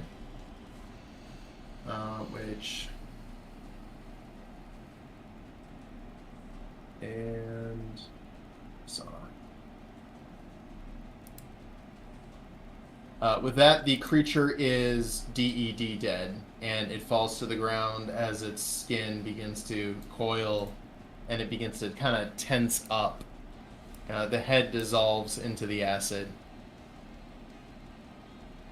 There's a brief pause, and Alaric just goes, "Sana, are you okay?" And you feel yourself moving slowly and almost mechanically. You look at your hands, but as the creature's body begins to dissolve, the magic releases off your body and you're able to move at full speed again. You feel the stoning effect or the petrification effect beginning to weaken, and then after a few seconds, it's completely gone. Yeah, I think I'm gonna be okay, Alaric. Killing it seems to have nullified whatever effect it was starting to have on me. Mark says, Right yeah, that then. felt weird. When it looked at me, I felt like all of my armor and clothing began to get tight. And not just because she was beautiful. I just mean, like, it just... It, It's okay. I understand because it felt like I wasn't going to be able to move again if I had stayed that way for too long. So whatever it was, it definitely had some kind of innate magic in it that was able to stop people, beings. I don't really know, Sana says. Right then, Yosara comes running up like, wait, I've heard of these things before. Yosara? What are you talking about? They turn you to stone or something. They have a power. They freeze you for attacking them. Oh, okay. Well, that makes sense considering You that's look- what I was starting to feel. Sarah, question for you. Please don't be mad. Would it be offensive to try to harvest some of that delicious smelling meat? Okay, you have my full permission. If that To counts for me? anything. To me, no. But I will caution. We don't know if anything around here is watching, so it might offend something that can see us. That is a great point. I will abstain. Sana's gonna walk over to what she Nice. thinks is a chest. Wait, Donna, wait. Can I roll another either history or whatever check to see what I remember about them again? Sorry, Alex, you're not here. what? We didn't hear you. I'm sorry. Yeah, go ahead. Sana, hearing Yosara stop, just stops for a second, turns and is like, what? You bet they would be delicious. Yeah, Kale. I mean, someone might see you, but I don't know. It might taste good. Yeah, go ahead, Sana. Just hold up your jacket or something. Give me a little cover. Kale, I'm sure it's gonna be alright, Sana says. Just if you find anything on the body, let me know. There's this chest over here. I want to go check it out. The Kergen takes off her cloak as she is not really wearing armor and begins to drape it around you. And that's when you realize she's not really wearing much under that. And Kale, give me a charisma roll.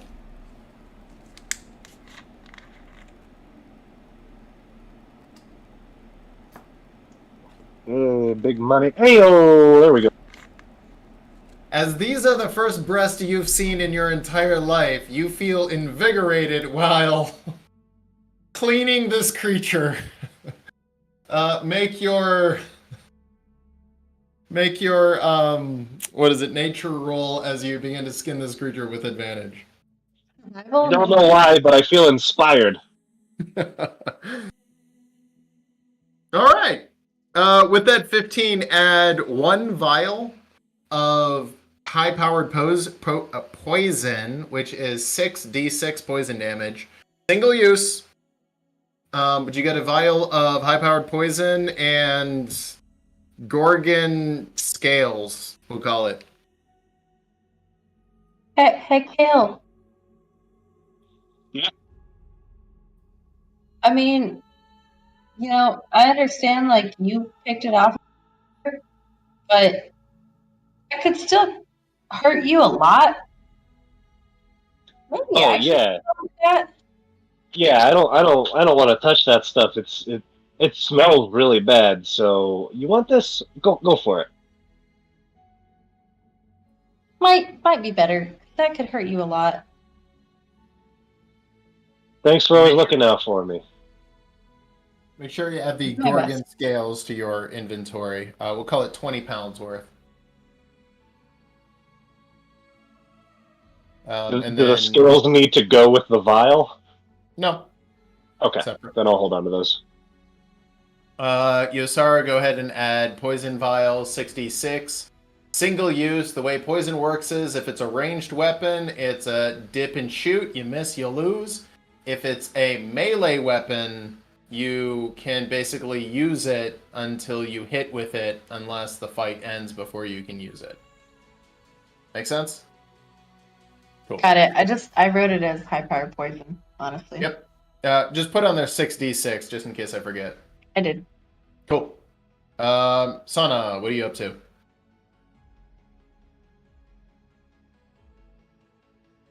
Okay, you popping it. Hang on. And Sana's like just kind of tapping on the chest thing with her sword, like, I kind of want to open this. Okay, I see what you're saying. I want to as well. Then I'm opening it. Remember where we are. Yeah. Can I at least attempt to check for like a trap or something on that before you just go open ahead it? and roll investigation. Yeah, Sana, Alaric, y'all are really good. Back up really quick. I suppose so, Yosara, and Sana just steps to the side. I'm gonna go stand like next to it and start looking for traps. Go ahead and give me an investigate roll. Okay. As you're taking a look at it, you're like, I've seen this before. So what it is a pin and tumbler trap, meaning if you pick it and you fuck up, it'll detonate. Based off your nat 20, you can determine exactly what kind of trap it is, and it is a push nova trap, meaning anyone who gets hit by it will have to make a strength save. Fail that strength save, and you're going back 1d4 squares. The concept is it'll knock you into the lava if you're too close. Shoots out, with that rule, shoots out 30 feet. Anyone beyond 30 feet will have no issue. But because you know exactly what it is, should the trap be triggered, you'll get advantage on any saves. So, Yosara, what do we got? Can I open it? Can I? Alright, who's the strongest one here? And please nobody take offense to any of that. I need an honest answer. It's either me or Oh, not Kergen. me. Kergen steps up. I believe I am the strongest. That might be debatable. I want to say I'm probably one of the strongest, too. She looks at you. I would like to have this debate. I bet I'm stronger than you. I mean, you are bigger than me. Whether you're stronger than me is She still puts a her hands on your shoulders and go, then push me over, and she starts pushing on you.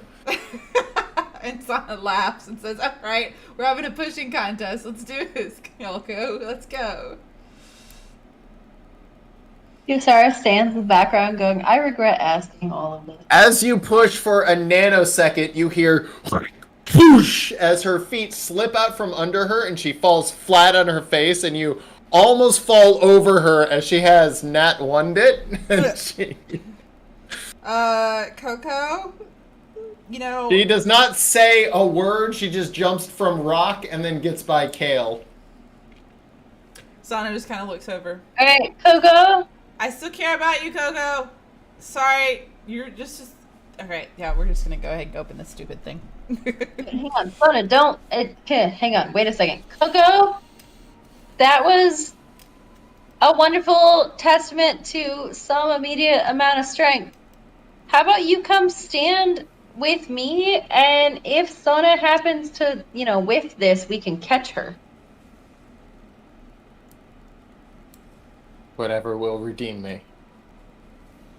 So you're gonna stand right behind The me. blast zone too, right? We're gonna stand, like Go away, body. the very edge of this, so that if it goes off, we can catch Sona. Sana, are you just yanking it open, or are you trying to pick it? What do you use to pick stuff? Well, I don't would have think... to. Yeah. I don't think you're... I mean, you Oh could wait, try no, to do it. Sona, Kergen, y'all are strong. You know what? Fuck it. I'm gonna try to pick this. Y'all catch me. Are you sure you're sorry? You want us to stand back and try and catch you?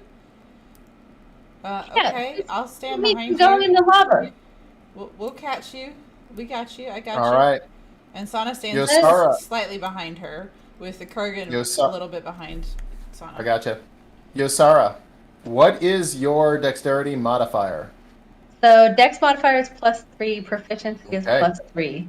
So the way I like do 6. picks, and I stole this game from an online forum. I thought it was kind of cool. So what you do is, however many pins you roll, that many d6s. 1 is a failure. 2 is not a success, but it's not a failure. It means you have to re-roll 1 and 2. Everyone is a failure. If you exceed your proficiency or your dexterity modifier in failures, the trap is triggered and you have to start over, basically. All right, I have So a with that- question for you. Go ahead. Does proficiency with rogue and thieves tools not affect this at all? What Thieves Tools do is it basically gives you your full modifier. If you don't have Thieves Tools, then you're basically doing it at not a disadvantage, but you would get a -1 or -2 and all of that, kind of depending on whatever I'm feeling. So Okay, it's so 5 I have pins. +3. Yep, you got three redos. You got 5 pins. What you're looking for is 3 and higher is a success. You need 5 successes. 1 is a failure. 2 is just not a success. Make sense? Yes, and I'm rolling a d6. D6s. So start off by raking. Roll 5d6.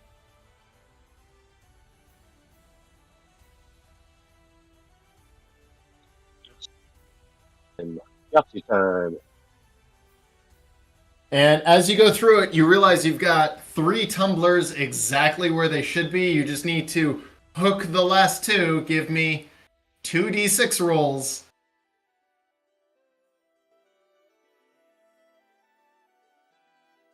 You got 1. There's still that 1. It's being a little tricky. You got your torsion wrench in there. Go ahead and roll me that last d6. You Have I feel had yourself. any failures though? That's 1 failure. You get 3 Okay. failures before the trap triggers. You feel it and you're like, oh shit, that didn't feel right. And then realizing your mistake, you get that hook back a little bit, you click it up and suddenly the torsion wrench moves and you feel a chunk. And right as you slowly lift up on that, you see the wire for the trap and you're just like, I got you. And you flick it with your packed weapon, which is now turned into a pair of scissors, and you see the trap has been completely disarmed, and a slight arcane flash as the trap is safely disarmed. You feel very confident there is nothing in here that can hurt you.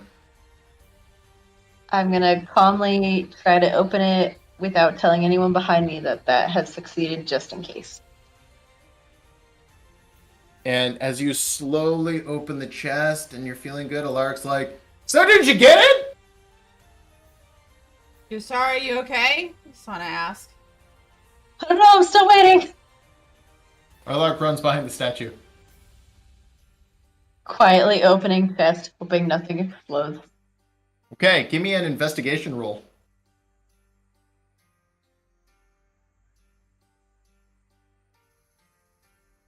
Nice. With that, you find a scroll, a pack of gold, and a cloak of some kind. The scroll and cloak are definitely magical. Yeah, no, I think the chest is fine. And I start picking stuff up. Okay. Sana walks The over and pack like, is 200 gold. what's it got, Yosara? Some gold, a paper Duncan might really like, and this fancy cloak that I want to know what it is. All right. Well, that's 2 items. They're not weapons, it doesn't sound like, but they are magic items. So that does help check off our list a bit. We could definitely keep looking, though. I mean, you did say you saw something else. I think if we keep looking, we might be able to find a couple more items before we leave this realm to hopefully fulfill our agreement. Can I, for my own sake, like as a player, roll either perception to see if I notice a thing really quick? What are you looking for exactly? I'm trying to think if Yosara would figure this out, or if just healthy has figured this out. Figure what out exactly?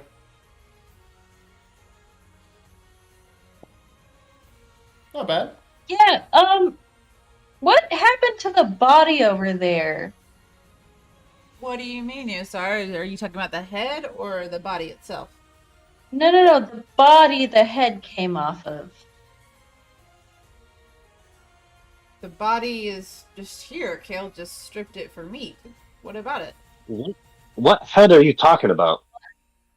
Get the body. Well, I'm gonna put the 3 things into the bag of holding first, Okay. and then go look at the body. Okay. What are you looking to discern with the body?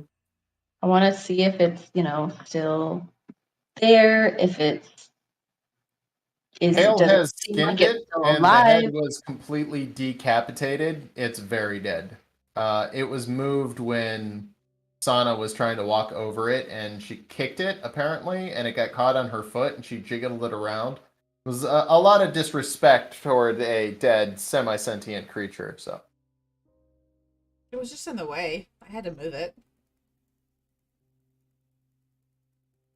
Listen, What I hey, have. oh, sorry. Go Kale. ahead. No, go ahead, Kale. I was just gonna say, what's the deal with those suits of armor? Anybody check those out? No, I don't think we've looked at anything. Alaric goes up to it, and he presses on it, and it falls over, and you hear a heavy sound of stone just shattering on the inside. He's like, this one's fine. Okay. And Does Dimkin have identify? Yes. Hey, Dimkin, buddy. Well, if we watch you for 10 minutes while we do some stuff, can you try and figure out, this cloak, maybe, real quick? Sure, of course. Yeah, let's all keep Dimkin safe. And Yosari's just going to be poking around, looking at the body. Essentially doing her best at Titania's version of a, burial rite. Yep. And Sana kind of looks over Sar. Would it not be better to let the lava consume the body as the head was consumed as well? Draw Yosara. attention from whatever's lurking in the lava. I mean, It might consume it eventually, but we were the ones that killed it, and if something is going to be angry about its death, it's better to try and nix that as early as possible. So, after about 10 minutes of you guys sitting around discussing, nothing interesting happens. Dimkin goes, "Oh, this is pretty cool. It's a cloak of elven kind. It's basically gives enemies disadvantage on perception checks for stealth, but because that's really complicated, we're going to say it gives you advantage on your stealth checks." Oh, cool. Sounds like something Yosara could use. Dimkin hands it to you and goes, "A few people could use this. It's more about keeping loud people hidden." Oh, yeah, I could use it, but I'm already decently sneaky, so maybe one of y'all could use it more. Well, not really sure, because I don't think I could need it. I'm supposed to be loud. That's kind of my I'm job. down to wear it. I'll take it if nobody wants it. I was gonna say Kale or Alaric could take it. I think it could bring both of them advantage. I think the Kergen and I mean, unless Dimkin wants it, but he can turn invisible, so I don't see why Dimkin would want it. I've seen the Kergen fight. Hang on, Kergen. How sneaky are you? How are you? Nick, that is the coward's way. If I am to fight, I will do it in the open, in an honorable duel. Very you don't wise do that. words, Kergen. Very wise words. I agree, 100%, Sana says. And just FYI, no hard feelings about the strength push. You redeemed yourself perfectly fine by helping me. I am protect not used to Yosara. fighting in this sort of ground. If you fought me in sand, my boots would have dug in more, but here, they slipped. We shall have another feat of strength test later, and I will For show you sure. my true prowess. Oh yes, 100%. I would love that, and I definitely think we continue testing each other's strength as we traverse through this realm. By the way, it's you guys seem to kind of be done with that. I am gonna start heading over this way because I see a couple of other landmarks, and I wouldn't mind kind of going and seeing what figuring them out. Yusara, can we kind of push the body into the water? Is that gonna be okay? I'd like to use it as a distraction in case. Well, I don't know what this is. I'm making this up, but I feel like there's something like in the lava that could attack us. So I almost want to distract it. I don't really have an objection. I just want to make sure that we do this as honorably as possible, even if it's a foe, so Okay. I kind of did my best at a right from Titania over this body. I'm down to bury it in lava now. Okay. And Sana looks to Kergen. Kergen, can you help me lift this? Let's gently place this over here into the lava before we leave this particular You fought honorably to defend your keep. You were tasked with a fight you maybe shouldn't have been. You've lost but are not dishonored. Be at rest now, kind of thing. And Sana and the Kergen gently lay the body like right down next to the lava area that's nearby. And then Sana says, all right, quickly now let's traverse across these many rocks, as this is the most we've ever done. And proceeds to start hopping as she goes to this next little land. Okay, slow down for a second. Oops, sorry, Kale. Alaric is following you. He's a rock behind you. Who's following Alaric?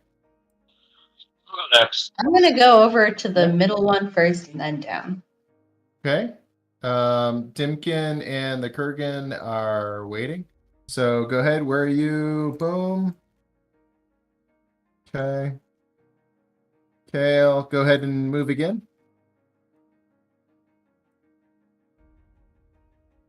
And the Kergen, and then Dimkin is pulling up the rear. Okay. Interesting.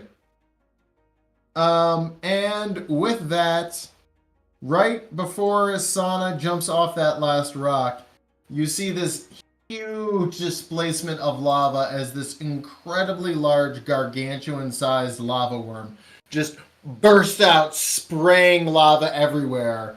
Dimkin just goes, and hops back onto land. Kale and Alaric, however, are kind of caught in the middle. Sana, you can make it to the platform no issue. Are you continuing to move forward? Is there any way for me to attack it if I move forward? No, it's out there. It's about 15 feet away from you in the lava. So Sana's gonna immediately jump off and yell at Alaric, Alaric, let's move! Use those fast feet. Jump over With here. that, Alaric has to move through one space, so he's making 2 moves. Give me a dexterity saving. Dexterity saving for him. His modifier is +2. What do I roll? D20, and it's +2. Gotcha. Just making sure. It's gonna be Okay, 7. even with that, it's a 7. It's no problem. It's just 2 for every space one has to move. Gotcha. Kale, as you see this, are you running or are you... Oh, yeah, for sure. Okay, which way are you going? Are you going the same way Alaric and Sana went? Yeah, it's equidistant, but Dimkin, just go meet up with Yosara. Okay. So, Kale, if you're going, you need a 6 or higher. Go ahead and give me a dexterity saving throw as you are moving across those rocks. Ooh. Kale, you make the first jump. The second one, you're fine. But the third one, as you go to jump, you slide off the edge and land in the lava for a second and jump back on. You take 4d6 damage from that, which is only... Ooh, man, that was almost max damage. You take 19 damage from falling backwards into the lava, but you managed to get up. No other major issues. But you did take some burns, and then the Kergen now has an 8. Someone give me a d20 +4 for the Kergen. Okay. In the meantime, seeing Hale had landed, I'm gonna lay hands on him immediately. Hale, can you roll for her? The Kurgan outruns the creature just fine and jumps back on, clearly a little bit disturbed by this. The creature disappears under the lava without ever successfully making an attack. Dimkin, who ran backwards, is now on the island all by himself and is like, "What the hell is that?" And Okay, Sana- come here real quick. And Sana goes, see, I told you there was something under the lava that could come up. Kale saw something move earlier. I thought it might be a fish, but that's way worse than a fish, Sana says. Dimkin has no problem moving over to where Yosara is. Okay, Yosara, Dimkin, we're gonna... I don't know now. I think Hang on. We are trying to get to the rainbowy rock spot, right? Yeah, you said you saw something, but we've got 2 islands next to us, and one's pretty big. I think at least one of us should go explore these. Oh, I'm sorry, make that 3, Sana says as she looks backwards and comes back in. Okay, Sana, as you move down to where you moved, yep, stop right there. Give me a dexterity saving throw. Always running. Sana rushes in. Yeah, you're fine. But a very big, heavy bolt of a flies right past your head. As if you look to the lower right, you'll see a very large thing. I can't see anything actually. It's all like. Yep, just to the right. To the right. Oh, that. Yeah, that is a very large ballista that fired a bolt at you. So it's your choice. You can go into battle mode, or you can run back behind cover. There's no cover here. Well, if you get out of the actual view of the thing, it can't shoot at you, which is where you were at the top. Gotcha. Okay. Which, again, in the moment, I think you would be able to see that because there is a dark shade showing that, hey, there's a wall of some kind there. If I just got behind that, it wouldn't be able to shoot directly at me. Right. Yes. And don't curse at me, Yosara. I'm trying to get a lay of the land, damn it. And Sana immediately backs up. Okay, and you are now out of the firing range of the thing, but you kind of get the feeling that you guys are a little trapped here. You have the lava worm to the upper, you've got a ballista of some kind, no idea what is to the left, and you are on this rock with Yosara and Dimkin to the north, Iris all the way up top, and with all of that, you realize that the walls feel like they're closing in on you a little bit conceptually as the dangers of this place are starting to make themselves known. And that's where we're going to go ahead and end this session. This is a fun one. It's looking good. Looking good. Okay. Sona, I'm sorry, I'm not trying to curse at you. I don't believe you, Sarah. All right, well, that's going to be the end for us. Thank you guys so much for watching. Don't forget, we will be streaming again Wednesday, 8 p.m. Eastern, 7 p.m. Central. More videos will be posted on the YouTube channel, so please come back and catch us again. Thank you guys so much, and y'all have a wonderful night.